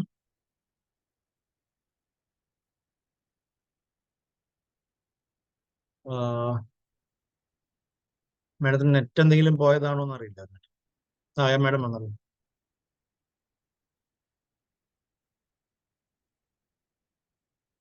Madam just ലീവായി.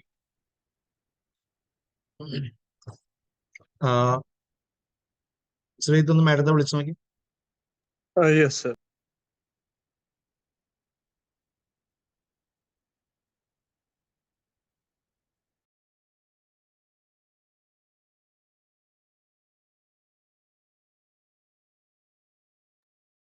കറണ്ട് പോയതാണെന്ന് പറഞ്ഞു. Sorry every one. മാഡം ഇപ്പൊ തന്നെ ഫോണിൽ നിന്ന് കയറും കേട്ടോ. Just A second.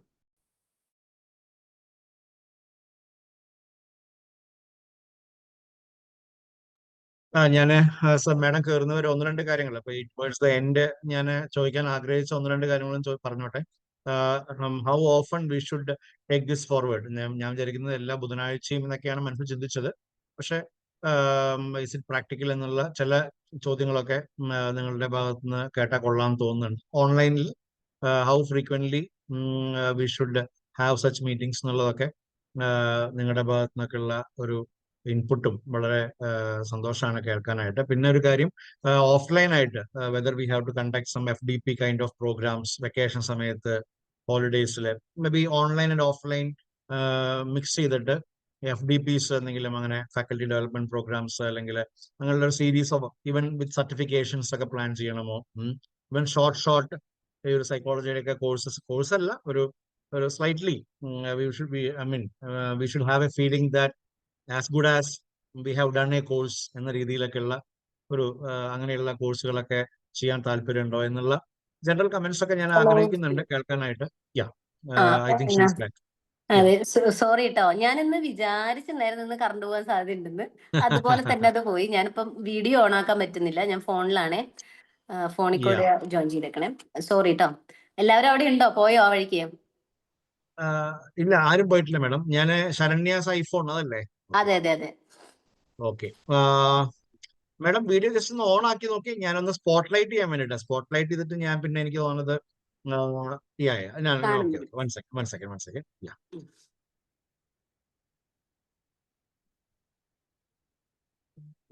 ഞാൻ സ്പോട്ട് ലൈറ്റ് ചെയ്തിട്ടുണ്ട് മാഡം. കുഴപ്പമില്ല. മേ ബി കുറച്ച് വെളിച്ചക്കുറവുണ്ട്, അത്രേ ഉള്ളൂ. കുഴപ്പമില്ല. You can continue. ഓക്കെ. അപ്പൊ നമ്മള് പറഞ്ഞു വന്നത് എന്തായിരുന്നു? ആരെങ്കിലും ഒന്ന് പറയോ?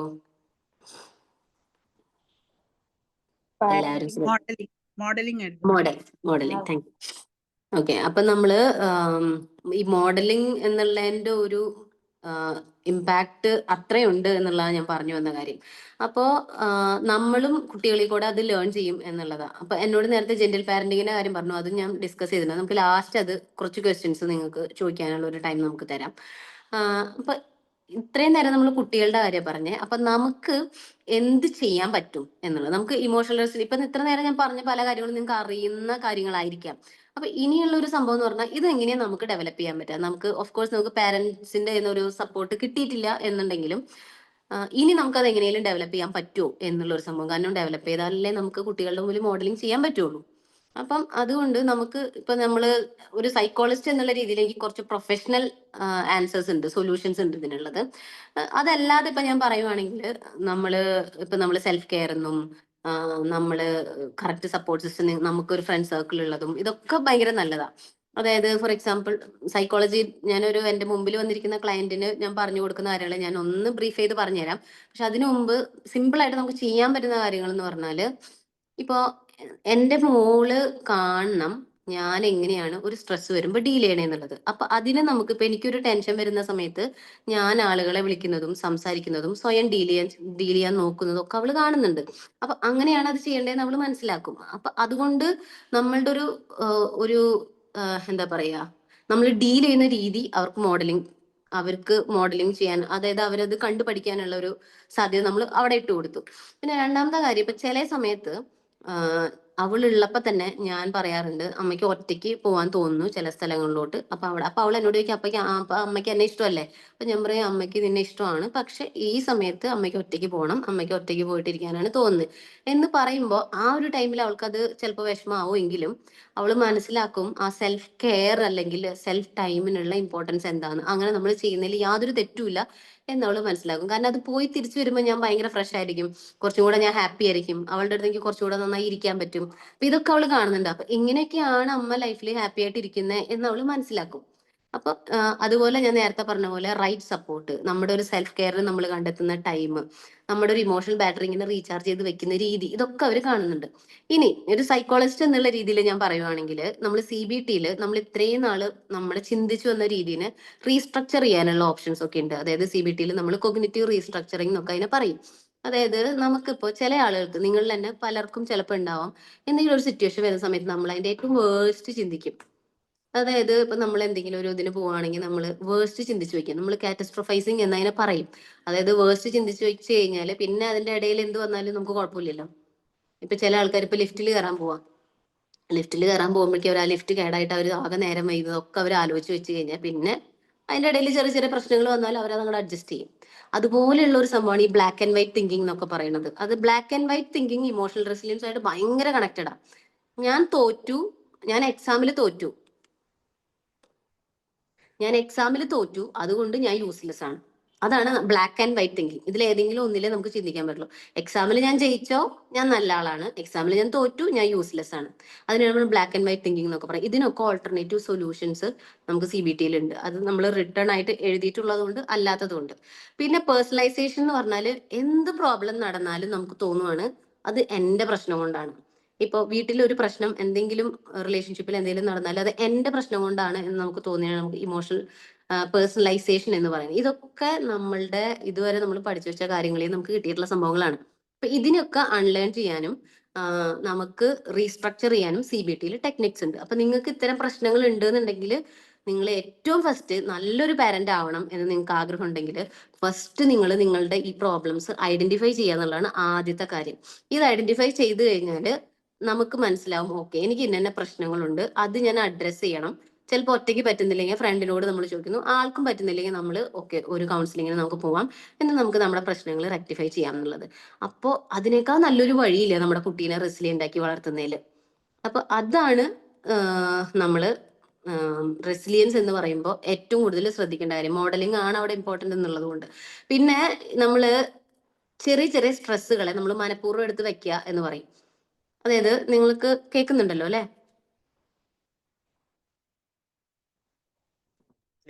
ഓഡിബിൾ ആണ് മാഡം.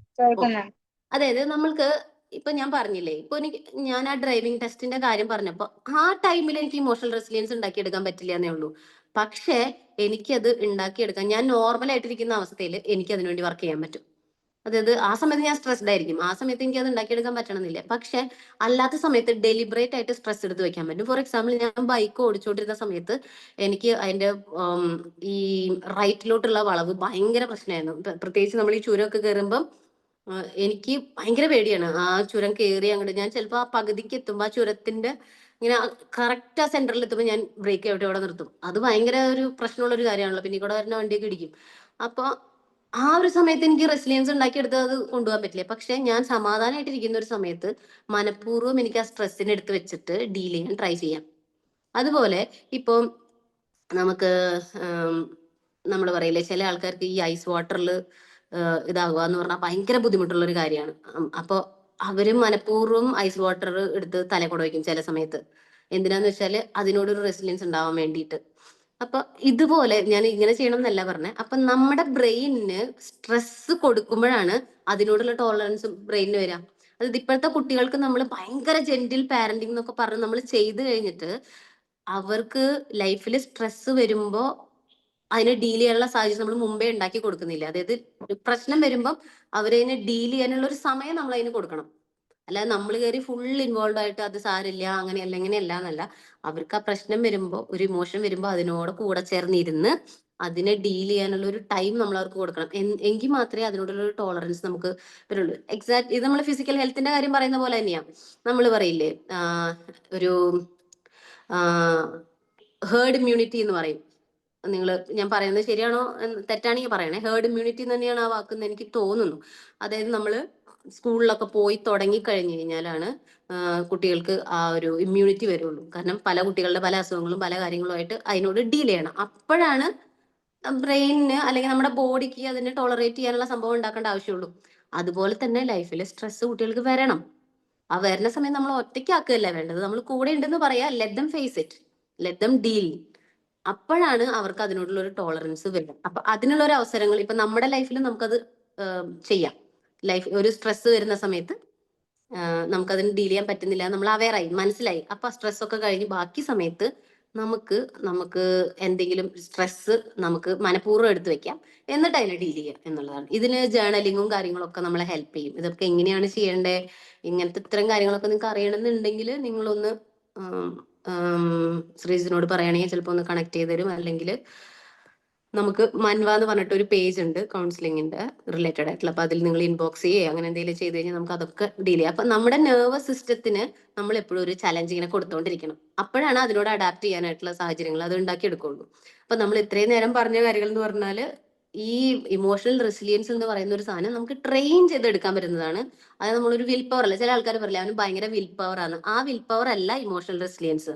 ഇമോഷണൽ റെസിലിയൻസ് എന്ന് പറഞ്ഞാൽ നമ്മുടെ ബോഡിനെയും നമ്മുടെ മൈൻഡിനെയും നമ്മൾ പർട്ടിക്കുലർ സിറ്റുവേഷനോട് ഇങ്ങനെ അഡാപ്റ്റ് ചെയ്യാനായിട്ട് പഠിപ്പിച്ചുകൊണ്ടിരിക്കുക. ട്രെയിൻ ചെയ്ത് നമ്മൾ അതിലോട്ട് എത്തിക്കുകയാണ്.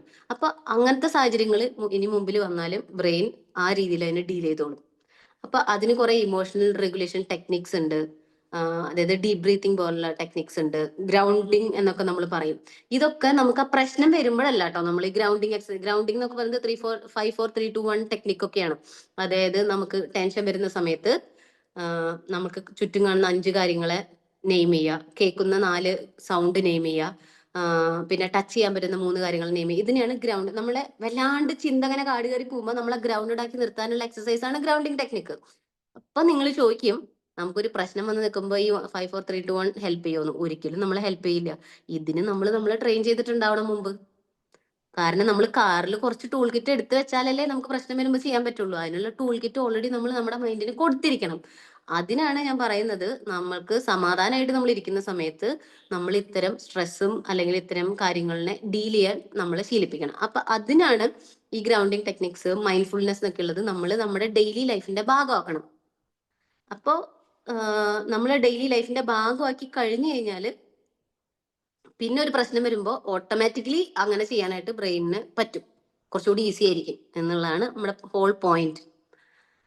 ഓക്കെ, ഞാൻ പറയുന്നത് നിങ്ങൾക്ക് കണക്ട് ആവുന്നുണ്ടോ? ലൈക്ക് ഞാൻ പറയുന്നതിൽ എന്തെങ്കിലും സജഷൻസ് ഉണ്ടോ? ലൈക്ക് എന്തെങ്കിലും ക്ലാരിറ്റി ഇല്ലാത്തതുണ്ടോ?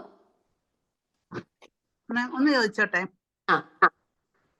നമ്മള് നല്ലൊരു സ്റ്റേബിൾ ആയിട്ടുള്ള കണ്ടീഷനില് എങ്ങനെയാണ് നമ്മൾ ആ അവസരം നമ്മൾ മാനസികമായിട്ട് അത് റിക്രിയേറ്റ് ചെയ്യുകയാണോ ചെയ്യേണ്ടത്? അതെ. അതായത് നമ്മള് നോർമലി നമുക്ക് സ്ട്രെസ് വരുന്ന സമയങ്ങളെ നമ്മൾ അങ്ങോട്ട് ഒഴിവാക്കി നിർത്തുക. ആ സമയത്ത് നമ്മൾ ആ സ്ട്രെസ് ചിലപ്പോൾ അനുഭവിച്ച് തന്നെ തീരണം. ബിക്കോസ് നമുക്ക് ഇത്രയും കാലങ്ങളിലുള്ള ഒരു ട്രെയിനിങ് കിട്ടിയിട്ടില്ല. നമുക്ക് എങ്ങനെയാണോ അറിവുള്ളത് ആ രീതിയിൽ നമ്മൾ ആ സ്ട്രെസ്സിനെ ഡീൽ ചെയ്യുമായിരിക്കും. പക്ഷെ അതല്ല, അപ്പൊ നമ്മള് പിന്നീട് ആ സ്ട്രെസ് വന്ന് പോയി കഴിയുമ്പോൾ നമ്മളൊന്ന് ആലോചിക്കുക, എനിക്കിപ്പോ എന്താ സംഭവിച്ചത്, ആ സമയം വന്നപ്പോൾ ഞാൻ സ്ട്രെസ്ഡ് ആയി, ഞാൻ അതിനെ എങ്ങനെയാ ഡീൽ ചെയ്തത്. നമ്മളെ കുറിച്ചിട്ട് തന്നെ നമുക്കൊരു ധാരണ ഉണ്ടാവണം. നമ്മൾ എങ്ങനെയാണ് ഒരു പ്രശ്നത്തിന് ഡീൽ ചെയ്തത്, ആ പ്രശ്നത്തിന് എന്നുള്ള ഒരു ധാരണ നമുക്ക് ആദ്യം ഉണ്ടാവണം. അത് ഉണ്ടായി കഴിഞ്ഞാൽ അടുത്ത സ്റ്റെപ്പ് എന്നുള്ളത് അതിന് വേണ്ടിയിട്ടുള്ള പണി നമ്മൾ തുടങ്ങുക എന്നുള്ളതാണ്. അതായത് ഇപ്പൊ എന്നെ സംബന്ധിച്ച് എനിക്ക് ഏറ്റവും കൂടുതൽ പണി എടുക്കേണ്ട വന്നൊരു കാര്യം എന്ന് പറഞ്ഞാല്, ഈ സൈക്കോളജിസ്റ്റ് ഒക്കെ ആവണേക്ക് മുമ്പ് എനിക്ക് ഗ്രാറ്റിറ്റ്യൂഡ് എന്ന് പറയുന്ന സാധനം ഭയങ്കര കുറവായിരുന്നു. അതായത് എന്റെ ലൈഫിൽ എന്തൊക്കെ നല്ലത് സംഭവിച്ചാലും എനിക്ക് ഞാൻ അതിനങ്ങനെ കൗണ്ട് ചെയ്യുന്ന ഒരാളല്ല. ഞാൻ വിചാരിക്കാറ് ഇതെന്താ ഇത് ശരിയായില്ല, ഞാനൊന്നും ചെയ്യണത് ശരിയല്ല എന്നുള്ളായിരുന്നു. ഈ ഗ്രാറ്റിറ്റ്യൂഡ് ജേർണലിംഗ് എന്ന് പറയുന്ന ഒരു സംഭവം ഞാൻ തുടങ്ങി കഴിഞ്ഞപ്പോഴാണ്, അത് ഗ്രാറ്റിറ്റ്യൂഡ് ജേർണലിംഗ് നമ്മൾ ഇതാണ് ചെയ്യുക. എല്ലാ ദിവസവും രാത്രി കിടക്കുന്നതിനൊക്കെ മുമ്പ് അന്നത്തെ ദിവസത്തില് നമ്മൾ താങ്ക്ഫുൾ ആയിട്ടുള്ള 2-3 കാര്യങ്ങൾ, മാക്സിമം 3, കാരണം കൂടുതൽ എഴുതണ്ടെന്ന് പറയാൻ കാരണം വെച്ചാൽ നമ്മൾ കൺസിസ്റ്റന്റ് ആയിട്ട് ചെയ്യാനുള്ള സാധ്യത കുറവാകും. ഏറ്റവും ചുരുക്കി എഴുതുന്നോ അത്രയും നമ്മളത് ചെയ്യാനുള്ള സാധ്യത കൂടും. അപ്പം നമ്മൾ എന്നും രാത്രി കിടക്കണേക്ക് മുമ്പ് അന്നത്തെ ദിവസം നമ്മള് താങ്ക്ഫുൾ ആയിട്ടുള്ള ഒരു കാര്യം, ചിലപ്പോ നമ്മളൊരു സിറ്റുവേഷനെ നമ്മൾ നന്നായി ഡീൽ ചെയ്തതായിരിക്കാം, അല്ലെങ്കിൽ നമ്മുടെ കുട്ടികളുടെ അടുത്ത് ഒരു അരമണിക്കൂർ സ്പെൻഡ് ചെയ്തതായിരിക്കാം. ഈ ഗ്രാറ്റിറ്റ്യൂഡ് ജേർണലിങ് ചെയ്യുമ്പോൾ എന്താ ഗുണം എന്ന് വെച്ച് കഴിഞ്ഞാൽ നമുക്ക് നമ്മളോട് തന്നെ ഒരു എന്താ പറയാ ഒരു ഇഷ്ടമൊക്കെ തോന്നും. നമുക്ക് മനസ്സിലാവും നമ്മൾ ലൈഫിൽ എന്തൊക്കെയോ ചെയ്യുന്നുണ്ടെന്ന്. അപ്പൊ നമുക്ക് ഉണ്ടാവുന്നതാണ് ഈ സെൽഫ് എസ്റ്റീം എന്ന് പറയുന്നത്. ഈ അങ്ങനെ പതുക്കെ പതുക്കെ സെൽഫ് എസ്റ്റീം കൂടി വരുമ്പോൾ ഒരു സിറ്റുവേഷനിൽ നിങ്ങളുടെ മാനേജർ വന്നിട്ട് പറയുവാണ്, നീ ഒരു കാര്യമില്ല, ഒരു വർക്കും നീ ചെയ്യുന്നില്ലല്ലോ, ഇങ്ങനെ ഇത്ര ഇതാവാണ്ട് നീ എങ്ങനെയാണ് ഈ സ്റ്റേജ് വരെ എത്തിയെന്ന് പറയുന്ന സമയത്തും നമുക്ക് നമ്മളെ കുറ്റപ്പെടുത്താൻ തോന്നൂല. ബിക്കോസ് നമ്മുടെ മൈൻഡിൽ നമ്മൾ ട്രെയിൻ ചെയ്ത് വെച്ചിട്ടുണ്ട്, നമ്മൾ ഒത്തിരി കാര്യങ്ങൾ ചെയ്യുന്ന ആളാണെന്നും നമ്മള് നല്ല അടിപൊളി ഒരു മനുഷ്യനാണെന്നാണ് നമ്മൾ ബ്രെയിനിനെ പറഞ്ഞ് അത്രയും നാൾ പഠിപ്പിച്ചു വെച്ചിരിക്കുന്നത്. അപ്പൊ ആ ഒരു സിറ്റുവേഷൻ വരുമ്പോൾ നമുക്ക് ഒരിക്കലും ഞാൻ ഒന്നിനും കൊള്ളാത്തവനാണെന്ന് നമുക്ക് ചിന്തിക്കാൻ പറ്റില്ല. ഞാൻ പറയുന്നതൊക്കെ എക്സാമ്പിൾസ് ആണ് കേട്ടോ. ഈ ഒരു സിറ്റുവേഷൻ ഇങ്ങനെ ഡീൽ ചെയ്യണം എന്നല്ല ഞാൻ പറയുന്നത്, ഇതൊക്കെ എക്സാമ്പിൾസ് ആണ്. അപ്പൊ അത് നമ്മളുടെ ലൈഫിൽ നമുക്ക് എന്താണോ ഫേസ് ചെയ്യാൻ ബുദ്ധിമുട്ടുള്ളത്, എവിടെയാണോ നമുക്ക് ഇമോഷണൽ റെസിലിയൻസ് കുറവുള്ളത്, അത് കണ്ടുപിടിക്കാം. എന്നിട്ട് അതിന് ഇതുപോലുള്ള, ഇപ്പൊ എന്നെ സംബന്ധിച്ച് ഞാൻ കണ്ടുപിടിച്ച കാര്യമാണ് ഗ്രാറ്റിറ്റ്യൂഡ്. എനിക്ക് ഗ്രാറ്റിറ്റ്യൂഡ് ജേണൽ എനിക്ക് ഹെൽപ്പ് ചെയ്യുന്നുള്ളത്. അത് ഞാൻ ചെയ്തു തുടങ്ങിയപ്പോ എന്റെ സംഭവം പോയി. അപ്പൊ അതുപോലെ ഇപ്പൊ വളവ് തിരിക്കാനുള്ള പേടി എന്ന് പറയുന്നത്, ഞാൻ നല്ല സമാധാനത്തിൽ ഇരിക്കുന്ന സമയത്ത്, ഇപ്പൊ എല്ലാവരും കൂടെ ഒരുമിച്ച് ബൈക്ക് റൈഡിന് പോകുന്ന സമയത്ത് എനിക്ക് ഇവര് പറയുന്ന പോലെ എടുത്തു നോക്ക്, അങ്ങനെ എടുക്ക്, പറ്റും എന്ന് പറയുന്ന സമയത്ത് എനിക്ക് പറ്റണമെന്നില്ല, കാരണം ഞാൻ സ്ട്രെസ്ഡ് ആണ്. പക്ഷെ അല്ലാത്ത സമയത്ത് ആരുമില്ല, ഞാൻ ഒറ്റയ്ക്ക് വീടിനടുത്തുള്ള ചെറിയ വളവിലൊക്കെ എനിക്ക് സമാധാനമായിട്ടിരിക്കുന്ന സമയത്ത് പോയി ചെയ്ത് കഴിഞ്ഞ് വരുമ്പോ ചിലപ്പോൾ എനിക്കത് പറ്റും. അപ്പൊ എനിക്ക് മനസ്സിലാവും. അപ്പൊ അതുപോലെ നമ്മൾ ഓക്കെ ആയിട്ടിരിക്കുന്ന സമയത്ത് വേണം നമ്മൾ ഇതൊക്കെ പഠിക്കാൻ. അതായത് നമ്മുടെ ലൈഫിന്റെ ഇതൊരു ട്രെയിനിങ് ആണ്. മനസ്സിലായി. എക്സാക്ട്ലി ലൈക്ക് നമ്മൾ ജിമ്മിന് പോകുന്ന പോലെ. ഇമോഷണൽ റെസിലിയൻസ് ഒരു മസിൽ പോലെയാ. നമ്മൾ ജിമ്മിന് പോയി ഇപ്പൊ നമുക്ക് നാളെ എനിക്കൊരു ഫോട്ടോഷൂട്ട് ഉണ്ട്, അപ്പൊ എനിക്ക് കുറച്ചൊന്ന് ബോഡി ഷേപ്പ് വരണമെന്നുണ്ട്. നാളെ തന്നെ, ഇന്ന് ഞാൻ ജിമ്മിൽ പോയി എനിക്കത് ശരിയാവില്ലല്ലോ, എന്റെ മസിൽസ് ഒന്നും അവിടെ ശരിയാവുന്നില്ല. പക്ഷെ ഞാനൊരു കോൺസ്റ്റന്റ് ആയിട്ട് മസിൽ ട്രെയിനിങ്ങും കാര്യങ്ങളും ചെയ്താല് നമ്മുടെ നമ്മൾ ഉദ്ദേശിച്ച റിസൾട്ടിലോട്ട് എത്തും. അതുപോലെയാണിത്. അപ്പൊ നമ്മൾ നിരന്തരം ഉള്ളൊരു ട്രെയിനിങ് ആണ് ഇമോഷണൽ റെസിലിയൻസിന് വേണ്ടത്. അപ്പൊ നമ്മൾ അത് മനസ്സിലാക്കിയിട്ട് പതുക്കെ പതുക്കെ സ്റ്റെപ്പ് ചെയ്യുക. കുട്ടികളെ നമ്മൾ ആ രീതിയിൽ ട്രെയിൻ ചെയ്ത് കൊണ്ടുവരിക എന്നുള്ളതാണ് ഇതിന് ചെയ്യാനുള്ള കാര്യം. ഓക്കെ, എന്തായിരുന്നു, ആരോ എന്താ ചോദിക്കാൻ വന്നല്ലോ? എക്സ്പ്ലെയിൻ ചെയ്തത് വളരെ ക്ലിയർ ആയിരുന്നു കേട്ടോ. Okay, thank you. അപ്പം ഞാൻ പറഞ്ഞ കാര്യങ്ങൾ ഇത്രയേ ഉള്ളൂ. ഞാൻ ഒത്തിരി കാര്യങ്ങൾ നിങ്ങളുടെ അതിലേക്ക് ഇങ്ങനെ കൊണ്ടു നിറയ്ക്കേണ്ട ആവശ്യമില്ല. ബിക്കോസ് നമുക്ക് ഒത്തിരി റിസോഴ്സസ് ഉണ്ട്, ഒത്തിരി കാര്യങ്ങളുണ്ട് മനസ്സിലാക്കാനൊക്കെ. അപ്പൊ എനിക്ക് ഈ ഒരു ത്രെഡ് നിങ്ങളിലോട്ട് തരിക എന്നുള്ളൊരു കാര്യമാണ് ഞാൻ ഉദ്ദേശിച്ചത്. അത് നമ്മുടെ കുട്ടികൾക്ക് ആ ഒരു ഇമോഷണൽ റെസിലിയൻസ് ഉണ്ടോ ഇല്ലേ എന്ന് നമ്മൾ മനസ്സിലാക്കണം. അപ്പൊ എന്റെ മോളെ സംബന്ധിച്ച് എനിക്കറിയാം അവൾ എവിടെയാണ് കാരണം ഞാൻ അവളെ നന്നായി നോട്ടീസ് ചെയ്തിട്ടുണ്ട്. അവൾക്ക് എവിടെയാണ് പ്രശ്നം വരുന്നത്, എവിടെയാണ് അവൾ കരയുന്നത്, അല്ലെങ്കിൽ എന്ത് ഇഷ്യൂ വരുമ്പോഴാണ് അവള് ആകെ വിഷമിച്ച് ഒന്നും ചെയ്യാൻ പറ്റാണ്ട് നിൽക്കുന്നതെന്ന് ഞാൻ കണ്ടിട്ടുണ്ട്. അപ്പൊ ഞാൻ അതിനനുസരിച്ചിട്ടുള്ള കാര്യങ്ങളാണ് ഞാൻ എന്റെ ബിഹേവിയറിലും ഇതാക്കുന്നത്, എന്റെ ബിഹേവിയറിൽ ചേഞ്ചസ് വരുത്തുന്നത്. അപ്പോൾ എനിക്കും അത് അവൾക്കും അത് നല്ലതാണ്. അപ്പൊ അങ്ങനെ നിങ്ങളുടെ കുട്ടികളെ നിങ്ങൾ നന്നായിട്ട് ഒബ്സർവ് ചെയ്യണം. അവരോട് കണക്റ്റഡ് ആയിട്ട് ഇരിക്കാനായിട്ട് അവരുടെ ഇഷ്ടങ്ങളും ഇഷ്ടക്കേടുകളൊക്കെ മനസ്സിലാക്കിയാൽ മാത്രമാണ് അവരുമായിട്ട് കണക്ട് ചെയ്യാൻ പറ്റുള്ളൂ. അതിനുശേഷം മാത്രമാണ് നമുക്ക് അവരെ കറക്റ്റ് ചെയ്യാൻ പറ്റുള്ളൂ. കറക്ഷൻ മാത്രമായി കഴിഞ്ഞാൽ ഇമോഷണൽ റെസിലിയൻസ് നാളെ തൊട്ട് ഉണ്ടാക്കണം. അതായത് കുട്ടി വന്നിട്ട് പറയാണ്, ഭയങ്കര കരച്ചില്. ചില കുട്ടികളുണ്ട് എക്സാമിനൊക്കെ തോറ്റു കഴിഞ്ഞാൽ വന്ന് ഭയങ്കര കരച്ചില്, അമ്മ ഞാൻ തോറ്റു എന്നിട്ട് കരയുന്ന സമയത്ത്, അയ്യേ ഇതിനൊക്കെയാണോ നീ കരയണേ, പരീക്ഷയെ തോൽക്കും ജയിക്കും, അതൊന്നും പറഞ്ഞിട്ട് കാര്യമില്ല. അങ്ങനെ ആ സമയത്ത് പറഞ്ഞുകൊണ്ട് അവർ ഒരിക്കലും റെസിലിയന്റ് ആവില്ല. അതാവണമെന്നുണ്ടെങ്കിൽ നമ്മൾ അവരുടെ പാറ്റേൺ നോട്ടീസ് ചെയ്ത് പതുക്കെ പതുക്കെ നമ്മൾ അവരെ അതിലോട്ട് കൊണ്ടുവരണം. അതാണ് ഞാൻ പറഞ്ഞതിന്റെ ഒരു ഹോൾ പോയിന്റ്. അപ്പൊ നമുക്കും അത് ഉണ്ടാക്കിയെടുക്കാനുള്ള വഴികളുണ്ട്. ലൈക്ക് ഇപ്പൊ നമുക്ക് ചിലപ്പോൾ സ്വയം അതിന് പറ്റില്ലായിരിക്കും, ബിക്കോസ് നമ്മൾ ഇത്രയും വലുതായി. അപ്പൊ നമ്മൾ ചിലപ്പോൾ ഒരു പ്രൊഫഷണലിന്റെ ഹെൽപ്പ് എടുത്തിട്ട് നിങ്ങളത് ഇതാക്കാം. അതല്ല നിങ്ങൾക്ക് സ്വയം ചെയ്യാൻ പറ്റുന്നെങ്കിൽ അത് ചെയ്യാം. പക്ഷെ കുട്ടികളുടെ കാര്യത്തിൽ നമ്മൾ എക്സ്ട്രാ കെയർഫുൾ ആയിരിക്കണം എന്നുള്ള. ഓക്കെ, ഇനി ഞാൻ അധികം പറയുന്നില്ല. ഇനി നിങ്ങൾക്ക് എന്തെങ്കിലും ചോദിക്കുകയാണെങ്കിൽ നമുക്ക് അതിന് ഇങ്ങനെ ആൻസർ ഒക്കെ പറഞ്ഞ്, ശ്രീജിത്തെ സമയമാകുമ്പോ പറഞ്ഞു കേട്ടോ. ഇല്ല, ഞാൻ എന്റെ ഇടയിൽ എനിക്കൊരു ചോദ്യം ചോദിക്കാൻ പാടുമോ? പിന്നെന്താ. മീൻസ് ഞാനേ മാഡം ഇങ്ങനെ സംസാരിച്ചുകൊണ്ടിരിക്കുമ്പോ എന്റെ മൈൻഡിലൂടെ അങ്ങനെ പോയിട്ടുള്ള ഒരു തോട്ടാണ്, like parents can observe a little bit more. What about teachers? I'm not a parent. ഒരു ടീച്ചർ എന്നുള്ള നിലയിൽ എങ്ങനെ നമുക്ക് കുട്ടികളിൽ ലൈക്ക് ഒരു ആർട്സ് ടീച്ചർ എന്നുള്ള നിലയിൽ എനിക്ക് കുറച്ചും കൂടി കുട്ടികളുടെ അടുത്ത് ഇമോഷനെ കുറിച്ചിട്ട് പറഞ്ഞു കൊടുക്കാൻ പറ്റുന്നുണ്ട്. Because we are dealing with emotions in arts poetry, like. അപ്പൊ എങ്ങനെ ടീച്ചർ എന്നുള്ള നിലയിൽ എനിക്ക് അവരിലേക്ക് പതുക്കെ ബിൽഡ് ചെയ്യാൻ പറ്റും? ഉറപ്പായിട്ടും പറ്റും. അതിന് പറ്റണം എന്നുണ്ടെങ്കിൽ ഇപ്പൊ എന്നെ സംബന്ധിച്ച് ഞാൻ പഠിപ്പിച്ചിരുന്ന സമയത്ത് ഒരു വർഷം ഒരു കോളേജില്, പിന്നെ ഒരു വർഷം വേറെ കോളേജിൽ, അങ്ങനെയുള്ളതായിരുന്നു. ശരിക്കും നമുക്ക് കുട്ടികളുമായിട്ടുള്ള ഇന്ററാക്ഷൻ എത്രയും കൂടുന്നോ അപ്പോഴേ നമുക്ക് അവരെ മനസ്സിലാക്കാൻ പറ്റുള്ളൂ. പിന്നെ നമുക്ക് ചെയ്യാവുന്ന ഒരു കാര്യം എന്ന് വെച്ചാൽ ക്ലാസ് റൂമിലൊക്കെ ആകുമ്പോൾ നമ്മൾ കുട്ടികളെ ഒബ്സർവ് ചെയ്യുക എന്നുള്ളതാണ്. ഓരോ കുട്ടികളും എങ്ങനെയാണ് റെസ്പോണ്ട് ചെയ്യുന്നത്, എങ്ങനെയാണ്, ആരൊക്കെയാണ് ഉൾവലിഞ്ഞിരിക്കുന്നത്, ഇതൊക്കെ നമുക്ക് 1-2 ദിവസത്തിനുള്ളിൽ നമുക്ക് മനസ്സിലാവില്ല. അപ്പൊ അതിനനുസരിച്ചിട്ട് അവർക്കും കൂടെ കണക്ട് ചെയ്യാൻ പറ്റുന്ന കാര്യങ്ങൾ ഒരു ത്രെഡ് ഇട്ട് കൊടുത്താൽ അവർ നമ്മുടെ അടുത്തോട്ട് വരും എന്നുള്ളതാണ് എനിക്ക് മനസ്സിലായത്. അപ്പോൾ അതായത് പിന്നെ നമ്മൾ ഒരു കാര്യം മനസ്സിലാക്കണം, ഈ ലോകത്തുള്ള ആളുകളെ മുഴുവൻ ഇൻഫ്ലുവൻസ് ചെയ്യാനും അവരെ മുഴുവൻ നല്ല മെസ്സേജ് കൊടുക്കാനും നമുക്ക് പറ്റില്ലേ. നമ്മൾ നോർമൽ മനുഷ്യരാണ്. അപ്പൊ അതുകൊണ്ട് അത് നമുക്ക് പറ്റണം എന്നില്ല. പക്ഷെ നമ്മളുടെ അടുത്തോട്ട് വരുന്ന ഒരാളെ നമുക്ക് ജഡ്ജ് ചെയ്യാതെ അവരോട് കണക്ട് ആയി അവർക്ക് അതൊന്ന് ഹെൽപ്പ് ചെയ്ത് കൊടുക്കാൻ പറ്റുകയാണെങ്കിൽ നമുക്ക് നല്ല കാര്യം. ഇപ്പൊ ക്ലാസ്സിലൊരു ഇപ്പൊ ഞാൻ കേരള ഓർമ്മയിലൊക്കെ പഠിപ്പിക്കുന്ന 100 പേരൊക്കെ ഉള്ള ക്ലാസ്സിൽ ഒരിക്കലും എനിക്ക് എല്ലാവരെയും കയറി ഇൻഫ്ലുവൻസ് ചെയ്യാൻ പറ്റില്ല. അപ്പൊ ഞാനൊക്കെ ചില സമയത്ത് ക്ലാസ്സിൽ ഞാൻ ഇങ്ങനെ പറയും, ചില ത്രെഡുകളൊക്കെ ഞാൻ പറയും. ചില കുട്ടികൾക്ക് ഇങ്ങനെ ഒരു പറയണം നല്ല ആഗ്രഹമുണ്ടാവും, പക്ഷെ പുറത്തേക്ക് വരാനുള്ള ഒരു ധൈര്യമില്ല. ഞാൻ പറയുന്നത് ഇംഗ്ലീഷ് മോശമായാലോ എന്നൊക്കെ പറഞ്ഞു കഴിയുമ്പോൾ ചിലപ്പോൾ ക്ലാസ് കഴിഞ്ഞിട്ട് അവരിൽ ആരെങ്കിലും എൻ്റെ അടുത്ത് മിസ് പറഞ്ഞാൽ ശരിയാ അങ്ങനെയെന്ന് പറഞ്ഞു വരും. അത് മതി നമുക്ക് എല്ലാവരെയും ഇതാക്കാൻ പറ്റണം എന്നില്ല. നമ്മൾക്ക് ഇപ്പൊ ചില കുട്ടികൾക്ക് ക്രിക്കറ്റ് ആയിരിക്കാം ഭയങ്കര ഇഷ്ടം. അത് വെച്ചിട്ട് നമുക്ക് ക്രിക്കറ്റിനോട് കാര്യങ്ങൾ മോഡൽ ചെയ്യാൻ പറ്റണം എന്നില്ല. നമുക്ക് ഒട്ടും പറ്റാത്ത കാര്യമായിരിക്കും ക്രിക്കറ്റ്. അപ്പൊ അത് വേറെ കാര്യമാണ്. അപ്പൊ ക്ലാസ് റൂം എന്ന് പറയുന്നത് എൻ്റെർലി ഡിഫറെന്റ്, ഒരു വേറെ തന്നെ ഒരു ലോകമാണ്. നമ്മുടെ കുട്ടിയുടെ കാര്യം വരുമ്പോഴും ഇപ്പൊ ഞാനൊരു കൗൺസിലിങ്ങിന് ഇരിക്കുമ്പോൾ ഉറപ്പായിട്ട് എൻ്റെ മുമ്പിൽ ഇരിക്കുന്ന ക്ലയന്റ് ക്രിക്കറ്റ് ഇഷ്ടമുള്ള ആളാണെങ്കിൽ ഞാൻ ഉറപ്പായിട്ടും അടുത്ത സെഷനിൽ ക്രിക്കറ്റിനെ കുറിച്ച് എല്ലാം പഠിച്ചിട്ടായിരിക്കും ഇരിക്കുന്നുണ്ടാവുക. കാരണം എങ്കിൽ മാത്രമേ എനിക്ക് അവരായിട്ട് കണക്ട് ചെയ്യാൻ പറ്റുള്ളൂ. പക്ഷെ ക്ലാസ് റൂം എന്നുള്ളത് ഒരു ക്രൗഡ് പോലത്തെ ഒരു സംഭവം ആയതുകൊണ്ട് എല്ലാവരെയും നമുക്ക് അങ്ങനെ ചെയ്യാൻ പറ്റില്ല. പക്ഷെ നമ്മൾ നമ്മുടെ ക്ലാസ്സിന്റെ ഒരു പാറ്റേൺ ഒരു 1-2 ദിവസം അല്ലെങ്കിൽ ഒരാഴ്ച ക്ലാസ്സിൽ പോയി കഴിയുമ്പോൾ നമുക്കൊരു ഐഡിയ കിട്ടും. അവിടെ ആരൊക്കെയാണ്, എന്തൊക്കെയാണ്, ഓരോ കുട്ടികൾ ഏതൊക്കെ ടൈപ്പാണ്, എന്തൊക്കെയാണ്, എന്ത് പറയുമ്പോഴാണ് ആ കുട്ടികൾ റെസ്പോണ്ട് ചെയ്യുന്നത്, നല്ല രീതിക്ക് നമ്മൾ ഒബ്സർവ് ചെയ്യണം. അപ്പൊ അതിലെ കുറെ പേരെങ്കിലും ഒക്കെ നമുക്ക് കണക്ട് ചെയ്യാൻ പറ്റും.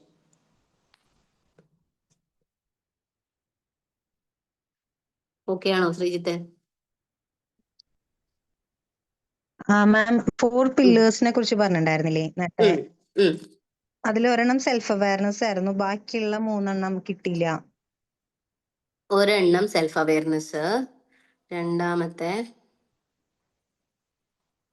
ഒരു മിനിറ്റ് ഞാൻ ഇതിൽ പോയിന്റ് ചെയ്ത് വെച്ചിട്ടുണ്ട്. ഓക്കെ, രണ്ടാമത്തെ ഒപ്റ്റിമിസം ആൻഡ് റീഫ്രെയിമിംഗ് എന്നാണ് നമ്മൾ പറയണത്. അതായത് നമ്മൾ ആദ്യം കുട്ടികളെ മനസ്സിലാക്കുന്നു, കുട്ടികളെ നോട്ടീസ് ചെയ്യുന്നു, എന്നിട്ട് അവരൊരു സെൽഫ് അവയർനെസ്സിലോട്ട് കൊണ്ടുവരാണ്. അതായത് ദേഷ്യം വരുമ്പോഴാണ് നിനക്ക് ഇത്രയും പ്രശ്നം വരുന്നത്, അല്ലെങ്കിൽ നിനക്ക് സങ്കടം വരുമ്പോഴാണ് നീ ഏറ്റവും കൂടുതൽ ദേഷ്യപ്പെടുന്നത് എന്നുള്ള രീതിയിൽ നമുക്ക് കുട്ടികൾക്ക് ഒരു അവയർനെസ് ആദ്യം ഉണ്ടാക്കി കൊടുക്കുന്നു.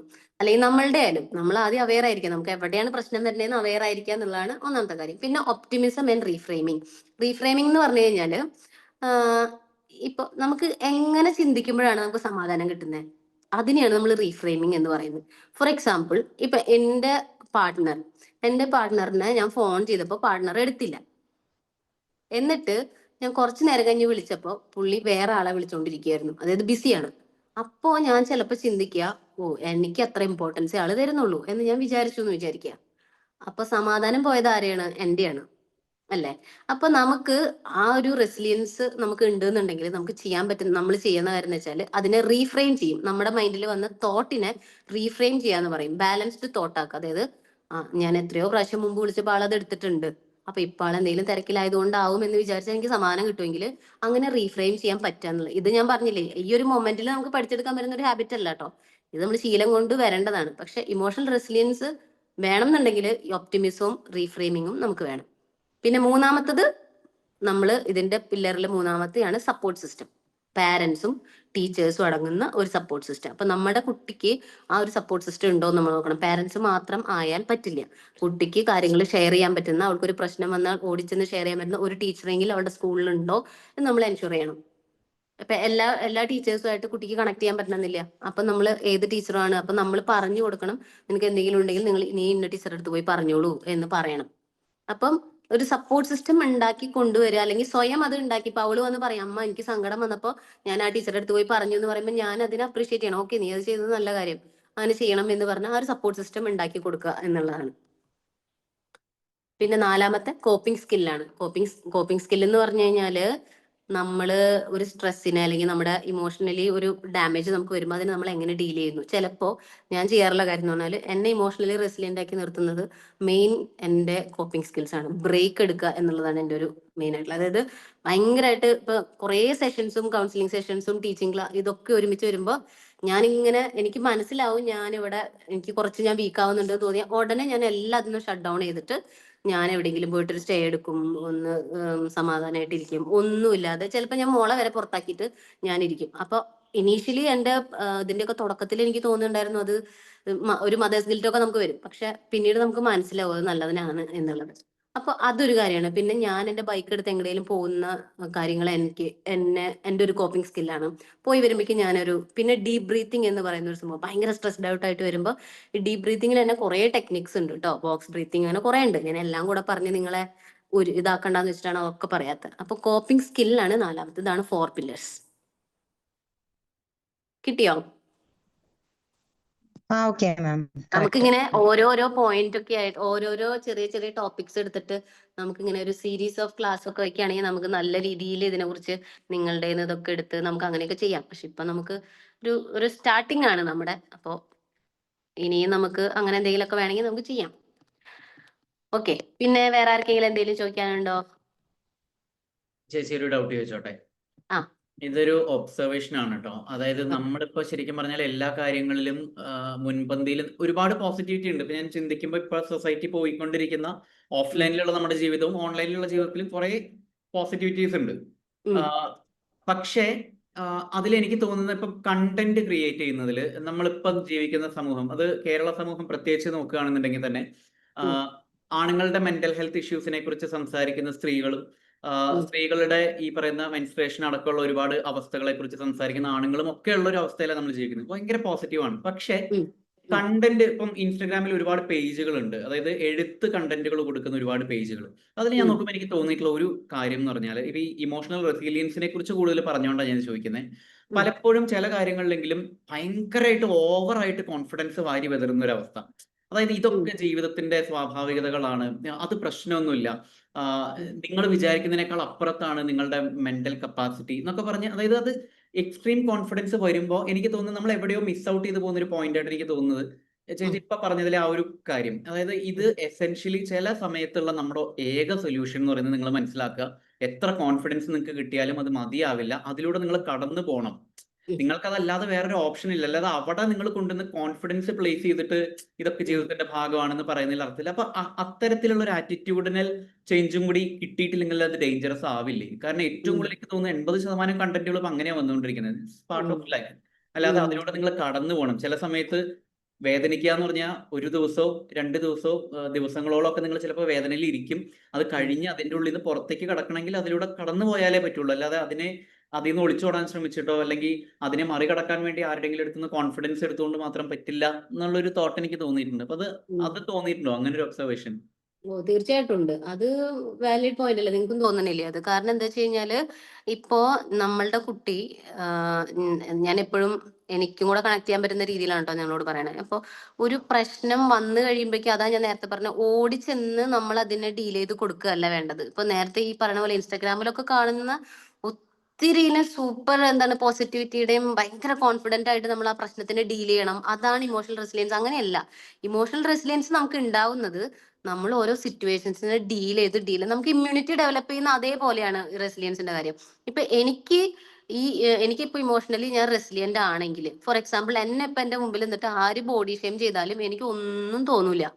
കാരണം ഞാൻ അത്തരം സിറ്റുവേഷനിലൂടെ കടന്നു വന്ന് അതിൽ വിഷമിച്ച് അതിനെ ഡീൽ ചെയ്ത് ഞാൻ അതിൽ നിന്ന് ലേൺ ചെയ്തിട്ട് അങ്ങനെയാണ് എനിക്ക് ഇമോഷണൽ റെസിലിയൻസ് ഉണ്ടായത്. മനസ്സിലായോ? അപ്പൊ ഇപ്പൊ നമുക്ക് ഒരു സിറ്റുവേഷൻ വരുന്ന സമയത്ത് അതിന് ഇപ്പൊ ഇമോഷണൽ റെസിലിയൻസ് എന്ന് പറഞ്ഞാൽ ആക്ച്വലി നമ്മള് വീഴാണ്ടിരിക്കലിനെ അല്ല നമ്മൾ ഇമോഷണൽ റെസിലിയൻസ് എന്ന് പറയുന്നത്. അത് നിങ്ങൾക്ക് മനസ്സിലായിട്ടുണ്ടാവും. പക്ഷെ വെറുതെ വീണിട്ട് അവിടെ നിന്ന് എണീക്കുന്നതും അല്ല ഇമോഷണൽ റെസിലിയൻസ്. ഞാനൊന്ന് വീണതിൽ നിന്ന് ഞാൻ എന്തെങ്കിലും ലേൺ ചെയ്യണം. ലേൺ ചെയ്തിട്ട് വേണം ഞാൻ അവിടെ നിന്ന് എണീറ്റ് നടക്കാൻ. അപ്പോഴാണ് എനിക്ക് റെസിലിയൻസ് ഉണ്ടാവുന്നത്. അല്ലാതെ എല്ലാ പ്രാവശ്യവും വീണു എണീറ്റു പിന്നെയും വീണു എണീറ്റു അപ്പൊ നമുക്ക് റെസിലിയൻസ് ഉണ്ടാവുന്നില്ല. അപ്പൊ നമുക്കൊരു സ്ട്രെസ് വന്നു, അപ്പൊ ആ സ്ട്രെസ് വന്നതിനെ നമ്മളൊന്ന് വിഷമിച്ചു, അതിനെ നമ്മൾ വാലിഡേറ്റ് ചെയ്തു. ഓക്കെ, എനിക്കിങ്ങനെ വിഷമമുണ്ട്, എനിക്കിങ്ങനെ കുറച്ച് അസൂയ വരുന്നുണ്ട്, എന്റെ പാർട്ണറിന്റെ അടുത്ത് എനിക്കൊരു ഒരു ഡൗട്ട് വരുന്നുണ്ട്, ആള് ശരിക്കും എന്നെ തന്നെയാണോ സ്നേഹിക്കുന്നത്, ഇങ്ങനത്തെ കുറെ കാര്യങ്ങൾ നമുക്ക് ഡൗട്ട് വന്ന് നമ്മൾ സ്ട്രെസ് അടിച്ച് നമ്മൾക്ക് അതിൽ നിന്ന് നമ്മൾ ലേൺ ചെയ്യുവാണ്, ഇതൊന്നും അല്ല കാര്യം, അല്ലെങ്കിൽ ഇതിനെ ഇങ്ങനെ എടുക്കുവാണെങ്കിൽ എനിക്ക് സമാധാനം കിട്ടും എന്ന് നമ്മൾ മനസ്സിലാക്കിയിട്ട് നമ്മൾ ലേൺ ചെയ്താൽ അടുത്ത പ്രാവശ്യം സിറ്റുവേഷൻ വരുമ്പോൾ നമ്മൾ കുറച്ചുകൂടെ നന്നായി ലേൺ ചെയ്യും, കുറച്ചുകൂടെ നന്നായി ഡീൽ ചെയ്യും. അങ്ങനെ ഒരു ട്രെയിനിങ് പീരീഡ് കഴിഞ്ഞു വരുമ്പോൾ നമ്മൾ റെസിലിയന്റ് ആവും. അപ്പോൾ ലൈഫിൽ ഒരു പ്രശ്നവും സംഭവിക്കാത്ത ഒരാളാണെന്നുണ്ടെങ്കിൽ അവർ റെസിലിയന്റ് ആവും എന്ന് തോന്നില്ല. ഇപ്പോഴത്തെ കുട്ടികൾക്കും അത് തന്നെയാണ് ഇൻ എ സെൻസ് ഒരു പ്രശ്നം ഉള്ളത്. കാരണം അവരുടെ മുമ്പിൽ പ്രശ്നങ്ങൾ കുറവാണ്. പ്രശ്നങ്ങൾ വന്നതിന് ഡീൽ ചെയ്താലേ പറ്റുള്ളൂ. അപ്പൊ നമ്മുടെ കുട്ടിക്ക് ഒരു പ്രശ്നം വരുമ്പോൾ അയ്യോ എന്താണാവോ എന്ന് വെച്ചാൽ നമ്മൾ ഓടിച്ചല്ലാതെ അതിനെ അവൾ എങ്ങനെ ഡീൽ ചെയ്യുന്നു നമ്മൾ നോക്കണം. പിന്നിൽ ബാക്ക് ബോൺ ആയിട്ട് നമ്മൾ ഉണ്ടാവും. അപ്പൊ അതിനെ ഡീൽ ചെയ്യും തോറും റെസിലിയൻസ് കൂടിക്കൊണ്ടിരിക്കും. നമ്മളപ്പോ ഇൻസ്റ്റാഗ്രാമിൽ കാണുന്ന പല ഫീഡുകളും പല പേജുകളും നമ്മൾക്ക് ഇങ്ങനത്തെ കണ്ടന്റുകളാന്ന് തോന്നിയാൽ അതിനെ ബ്ലോക്ക് ചെയ്ത് കളയാ നമ്മൾ. കാരണം നമ്മൾക്ക് തന്നെ നമ്മളൊന്നുമല്ല എന്ന് തോന്നിക്കുന്ന രീതിയിലുള്ള ഈ പറഞ്ഞ പോലെ സൂപ്പർ കോൺഫിഡന്റ് കണ്ടന്റ് തരുന്ന പേജുകളൊക്കെ ഉണ്ടാവും. അപ്പൊ അതൊക്കെ നമ്മൾ കളയാം. നമുക്ക് ഈ കുറച്ചൊക്കെ നമുക്ക് ഇമോഷൻസും സങ്കടവും അസൂയും ഒക്കെ നമുക്ക് വരണം. പിന്നെ റെസിലിയൻസ് എങ്ങനെ ഉണ്ടാവുകയെന്നുണ്ടെന്നുണ്ടെങ്കിൽ നമ്മൾ റെസിലിയന്റ് ആണോ എന്ന് എങ്ങനെ മനസ്സിലാക്കുന്ന വെച്ച് കഴിഞ്ഞാല് നമ്മൾ ആ ടൈം നോക്കുക. നമ്മൾ എത്ര സമയം എടുക്കുന്നുണ്ട് നമ്മൾ നോർമൽ ലൈഫിലോട്ട് തിരിച്ചു വരാൻ എന്നുള്ളത്. ഒരേ സിറ്റുവേഷന് നമ്മൾ 3-4 പ്രാവശ്യം സംഭവിച്ചു കഴിയുമ്പോൾ അതിന്റെ ടൈം കുറയുന്നുണ്ടോ, നമുക്ക് വേഗം തന്നെ ബാക്ക് ടു നോർമലിലോട്ട് വരാൻ പറ്റുന്നുണ്ടോ, അങ്ങനെയാണ് നമ്മളത് മനസ്സിലാക്കുക. Okay,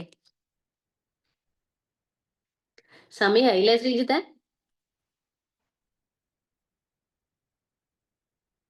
yes ma'am. ഇനിയിപ്പോ നമുക്ക് ആരെങ്കിലും ഷെയർ ചെയ്യാൻ അവരുടെ തോട്ട്സ് ഷെയർ ചെയ്യാനുണ്ടെന്ന് വെച്ച് കഴിഞ്ഞാൽ നമുക്കൊരു എന്തെങ്കിലും തോട്ട്സ് ഒരു ഉണ്ടെങ്കിൽ ഒന്ന് ഷെയർ opportunity ചെയ്തോളൂ. കൊടുക്കാം. പിന്നെ നമ്മൾ ഇത്രയും നേരം പറഞ്ഞാൽ എന്തെങ്കിലും ഒരു ഫീഡ്ബാക്കോ നല്ലതാണെങ്കിൽ നല്ലത്, എന്തെങ്കിലും നിങ്ങൾക്ക് സജഷൻസ് ഉണ്ടെങ്കിൽ അങ്ങനെ മാം നല്ലതാണ്. ഉം.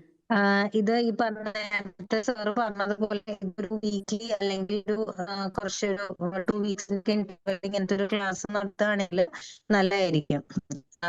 മാമിന്റെ ഗൈഡൻസ് ഒക്കെ കിട്ടുകയാണെങ്കിൽ നല്ലതായിരിക്കും.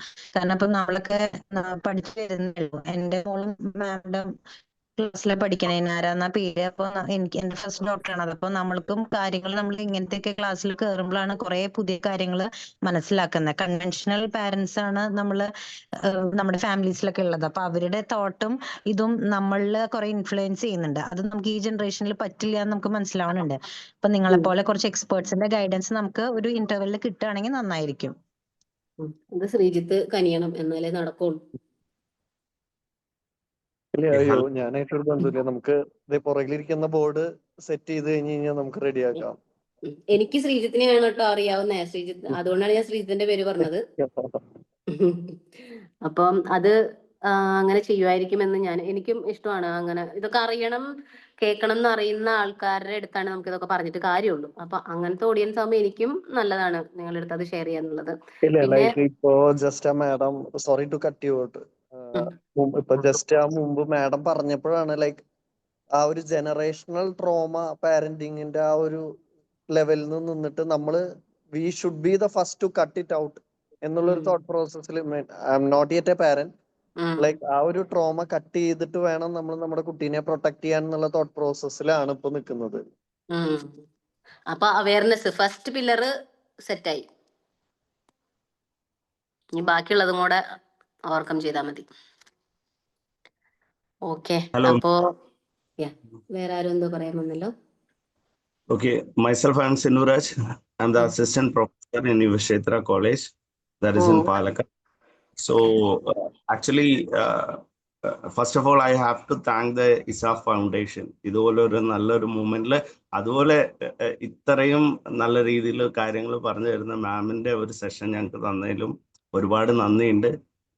മാം പറഞ്ഞിട്ട് ഒരുപാട് പോയിന്റ്സ് കേട്ടപ്പോൾ എനിക്ക് ഞാൻ ചെയ്യുന്ന പല പ്രവർത്തികളിൽ ഉണ്ടാവുന്ന തെറ്റുകൾ എനിക്ക് മനസ്സിലാക്കാൻ സാധിച്ചു. അതേപോലെ തന്നെ ഞാൻ ചെയ്യുന്ന കുറെ നല്ല കാര്യങ്ങൾ അതെന്നെ എടുത്തു കാണിക്കാനും മാമിന്റെ ക്ലാസ് ഒരുപാട് സഹായിച്ചു.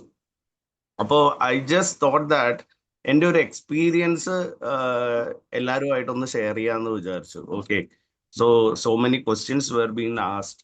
അപ്പൊ എനിക്ക് തോന്നിയിട്ടുള്ള ഒരു കാര്യം ഞാനൊന്ന് ഷെയർ ചെയ്യുന്നു. ഓക്കെ, അതിൽ എത്രമാത്രം ശരിയുണ്ട് തെറ്റുണ്ട് എന്നറിയില്ല. ആക്ച്വലി ഞാൻ എങ്ങനെയാണ് ഈ ഒരു പല സെഷൻസ് കുട്ടികൾക്ക് എടുക്കുന്നത് അതൊന്ന് എക്സ്പീരിയൻസ് ഷെയർ ചെയ്യാമെന്ന് വിചാരിച്ചതാണ്. അപ്പോൾ ഞാൻ കോളേജിലാണ് പഠിപ്പിക്കുന്നത്. +2 ശേഷമാണ് എൻ്റെ കയ്യിൽ കുട്ടികളെ കിട്ടുന്നത്. ദ മെയിൻ ഒരു നെഗറ്റീവ് എന്ന് പറയുന്നത് എൻ്റെ ക്ലാസ്സിൽ I have to take care of ഒരു 85 to 90 സ്റ്റുഡൻസ് ആണ് ഒരു ക്ലാസ് റൂമിൽ ഉണ്ടാവുക. Okay, that itself. അപ്പം മാമിന് തന്നെ അത് മനസ്സിലാവും how we use to manage it എന്നുള്ളത്. അപ്പം ഞാൻ അവർക്ക് അവരുടെ ഫസ്റ്റ് ഇയറിൽ ആദ്യം തന്നെ കൊടുക്കുന്ന ഒരു ക്ലാസ് എന്ന് പറയുന്നത് ലൈഫ് സ്കിൽസിനെ കുറിച്ചിട്ടാണ്. ഇപ്പൊ മാം പറഞ്ഞ ടോപ്പിക്കിൽ എനിക്ക് ഏറ്റവും തോന്നിയിട്ടുള്ളത് the main good thing that I am doing is that I am taking A session on core life skills. എന്ത് അക്കാഡമിക് ആയിട്ടുള്ള സിലബസ് പോലും സ്റ്റാർട്ട് ചെയ്യുന്നതിന് മുമ്പേ കോളേജ് വരെ ഇത് പ്രിഫർ ചെയ്യുന്നുണ്ട്. അവർ പോലും ഇത് യെസ് നീഡഡ് എന്ന് വിചാരിച്ചതാണ്. അപ്പൊ ഈ കോർ ലൈഫ് സ്കിൽസ് എന്ന് പറയുന്ന ഈ ഒരു സെഷൻ ഞാൻ ചെയ്യാനുള്ള കാര്യം, എനിക്ക് ഇതിന്റെ ഇൻഫർമേഷൻ കിട്ടാനുള്ള കാര്യം, ആക്ച്വലി നമ്മുടെ കേരള ഗവൺമെന്റ് എല്ലാ ഹെൽത്ത് ഇൻസ്റ്റിറ്റ്യൂഷനിലും, അതായത് PHC, CHC, community health centre എല്ലാം വന്നിട്ട് സ്കൂളുകളിൽ കുട്ടികളെ വിളിച്ച് അവർക്ക് ഒരു സെഷൻ കൊടുക്കുന്നുണ്ടായിരുന്നു കോർ ലൈഫ് സ്കിൽസ് എന്ന് പറഞ്ഞു, mainly for the 8th standard 9th 10th standard കുട്ടികൾക്ക് വേണ്ടിയിട്ട്. അപ്പൊ അതിൽ ഒരു സമയത്ത് എന്നെ അതിലൊരു റിസോഴ്സ് പേഴ്സൺ ആയിട്ട് വിളിച്ചു. അപ്പോഴാണ് ഞാൻ ഇതിനെക്കുറിച്ച് കൂടുതൽ അറിയുന്നത്. കോർ ലൈഫ് സ്കിൽസ് എന്ന് പറയുന്നത് ജീവിത നൈപുണ്യങ്ങൾ എന്നാണ് പറയുന്നത്. അപ്പൊ ഞാൻ അതിനെക്കുറിച്ച് കൂടുതൽ പഠിച്ചപ്പോൾ I felt that this is a main thing that is going to change the generation. ഈ കാണുന്ന ജനറേഷനിലെ ഏറ്റവും കൂടുതൽ ചേഞ്ച് ചെയ്യാൻ പോകുന്ന ഒരു കാര്യമായിട്ടാണ് ഞാൻ ഈ കോർ ലൈഫ് സ്കിൽസിനെ കണ്ടത്. ഇത് ഞാൻ പറയാനുള്ള കാര്യം എന്ന് പറഞ്ഞാൽ, ഇതിന് ശേഷം ഞാൻ പല FEP പ്രോഗ്രാമും FTP പ്രോഗ്രാമും ഈ ടീച്ചേഴ്സിനും പാരൻസിനും എടുക്കാൻ വേണ്ടിയിട്ട് ഞാൻ പോയിട്ടുണ്ട്. ആ സമയത്ത് ഞാൻ അവരുടെ അടുത്ത് ഈ ജീവിത നൈപുണ്യങ്ങൾ അല്ലെങ്കിൽ കോർ ലൈഫ് സ്കിൽസിനെ കുറിച്ച് ചോദിക്കുമ്പോൾ they were not knowing about this. അപ്പൊ ഞാൻ അവർക്ക് അത് വിവരിച്ചു കൊടുത്തപ്പോൾ it was very interesting for them that ഇതാണ് ഏറ്റവും കുട്ടികൾക്ക് ആവശ്യമുള്ള കാര്യങ്ങൾ എന്ന് അവർക്ക് തോന്നിയിട്ടുണ്ടായിരുന്നു.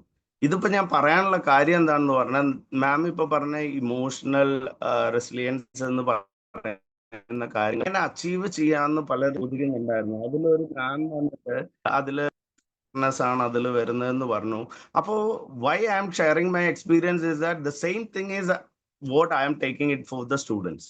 അതിൽ ആദ്യം പറയുന്ന ഈ self awareness, empathy, critical situation, അതേപോലെ ക്രിയേറ്റീവ് തിങ്കിങ്, അതേപോലെ മാം പറഞ്ഞിട്ടുള്ള ഇമോഷണൽ കോപ്പപ്പ്, ഇതുപോലെയുള്ള കാര്യങ്ങളാണ് അതിൽ വരുന്നത്.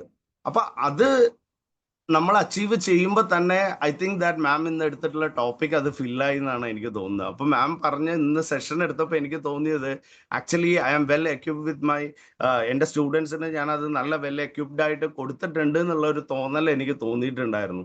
അപ്പൊ ജസ്റ്റ് നിങ്ങൾക്കൊരു ബാക്കിയുള്ള എൻ്റെ കൊളീഗ്സിനും വന്നിട്ട് ഞാനൊരു ജസ്റ്റ് ഒരു അവയർനെസ് തരുകയാണ്. You can also check it. Actually world health organisation recommend ചെയ്യുന്നതാണ് ഈ പറയുന്ന core life skills.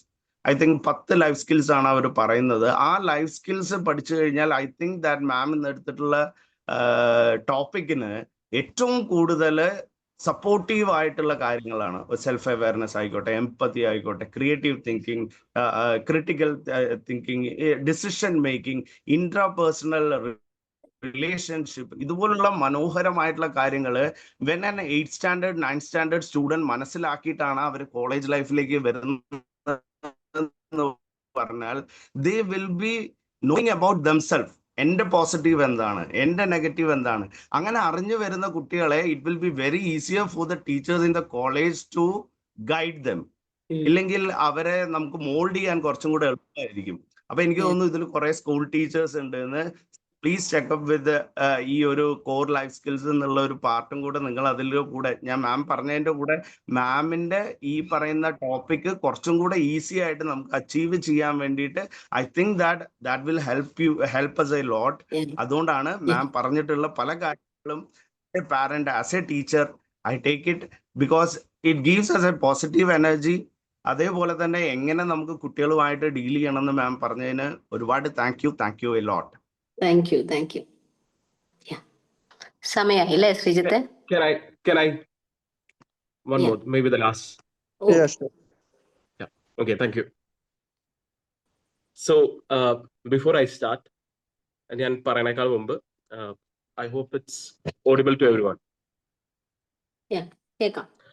Okay, fine. So, ഞാൻ പറയുന്നത് ഇമോഷണൽ റെസിലിയൻസിനെ കുറിച്ചിട്ടാണ് നമുക്ക് ഇവിടെ ക്ലാസ് എടുത്തത്. So first of all I would like thank Saranya for the fantastic class.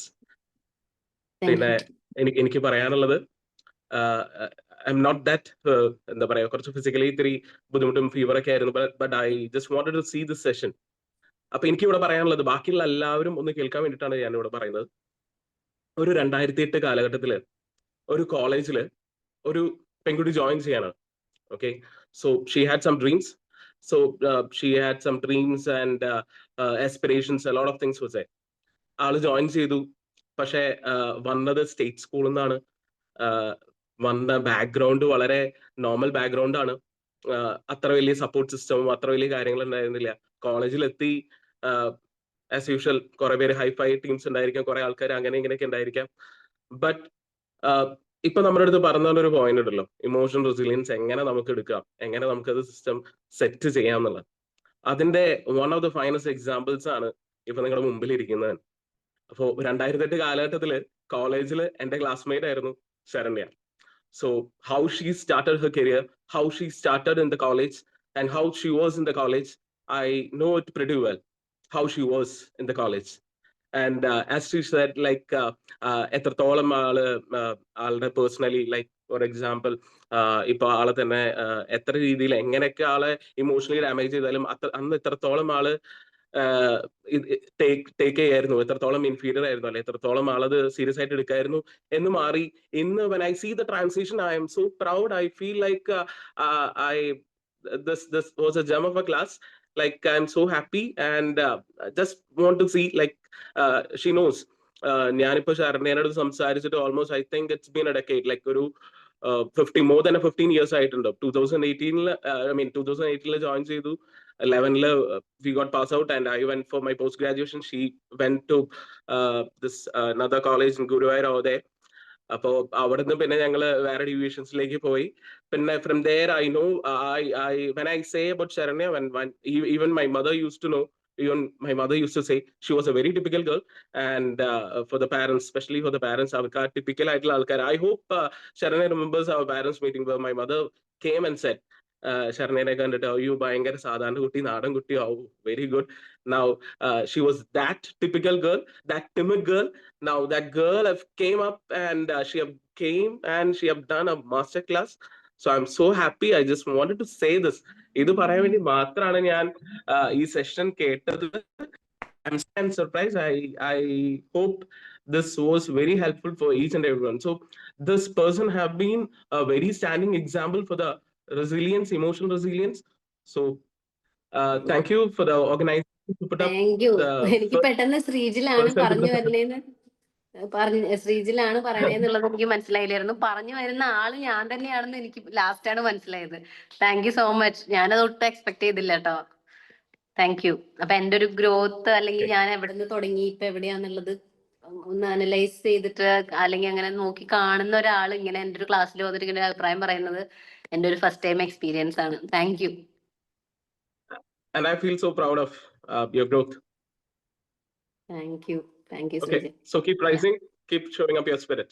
Thank you. Thank you, everyone. Thank you. സമയായില്ലേ ശ്രീജിത്ത്? വൈൻഡപ്പ് ചെയ്യുമല്ലേ നമ്മള്? ഓഡിയബിൾ ആണല്ലോ അല്ലെ? നമുക്ക് വൈൻഡപ്പ് ചെയ്യാം.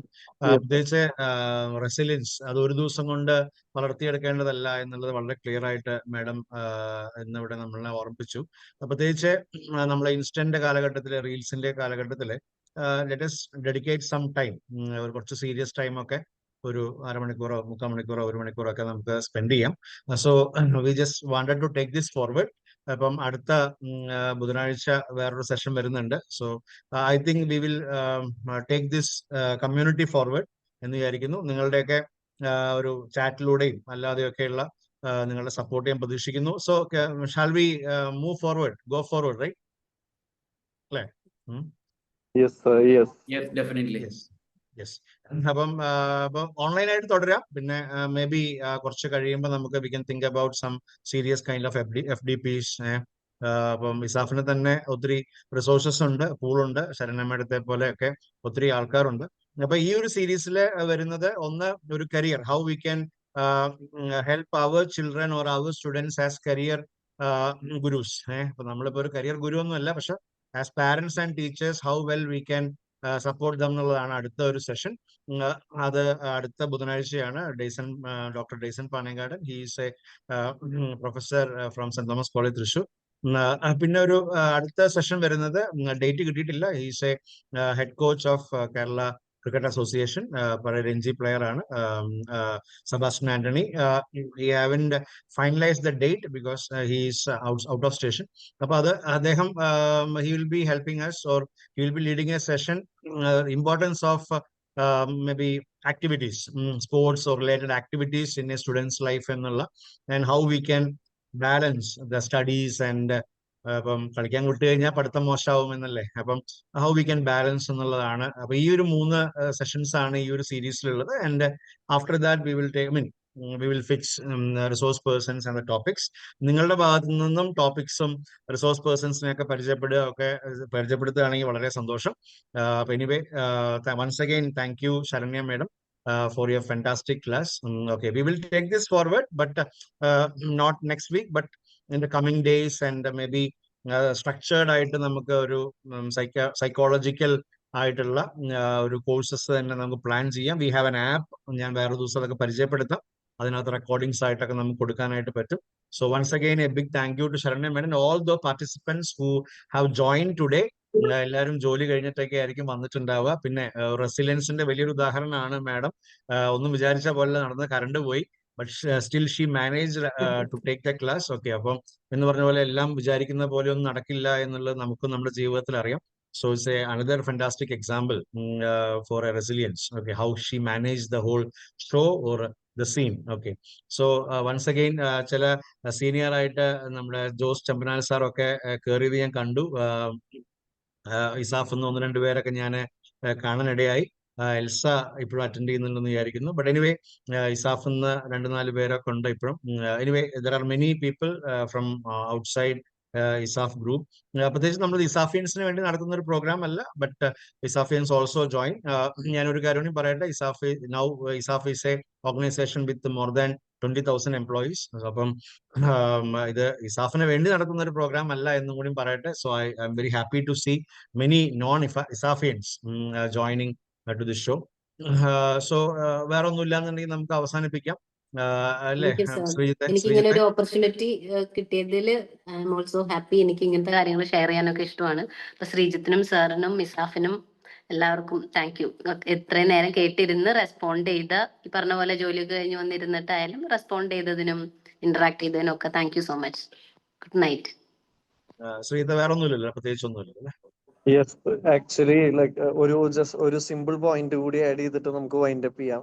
So like as a ESAFian I feel like നമ്മുടെ ഇസാഫ് എന്നുള്ള എൻറ്റൈറ്റി 1992 ആ സമയത്ത് തുടങ്ങുന്ന സമയത്ത് ESAF started as counselling session. Counselling വെച്ചിട്ടാണ് ഇസാഫ് എന്നുള്ള ഒരു എൻറ്റൈറ്റി തുടങ്ങുന്നത്. So actually from 1992 to 2025 we have been doing things, but it's a comeback. ഇസാഫിന്റെ കംബാക്ക് ആണ്. ഒരു എഡ്യൂക്കേഷണൽ സപ്പോർട്ട് പ്രോഗ്രാം എന്നുള്ള രീതിയിൽ നമ്മൾ ESAF has found its roots again, going back to its roots again.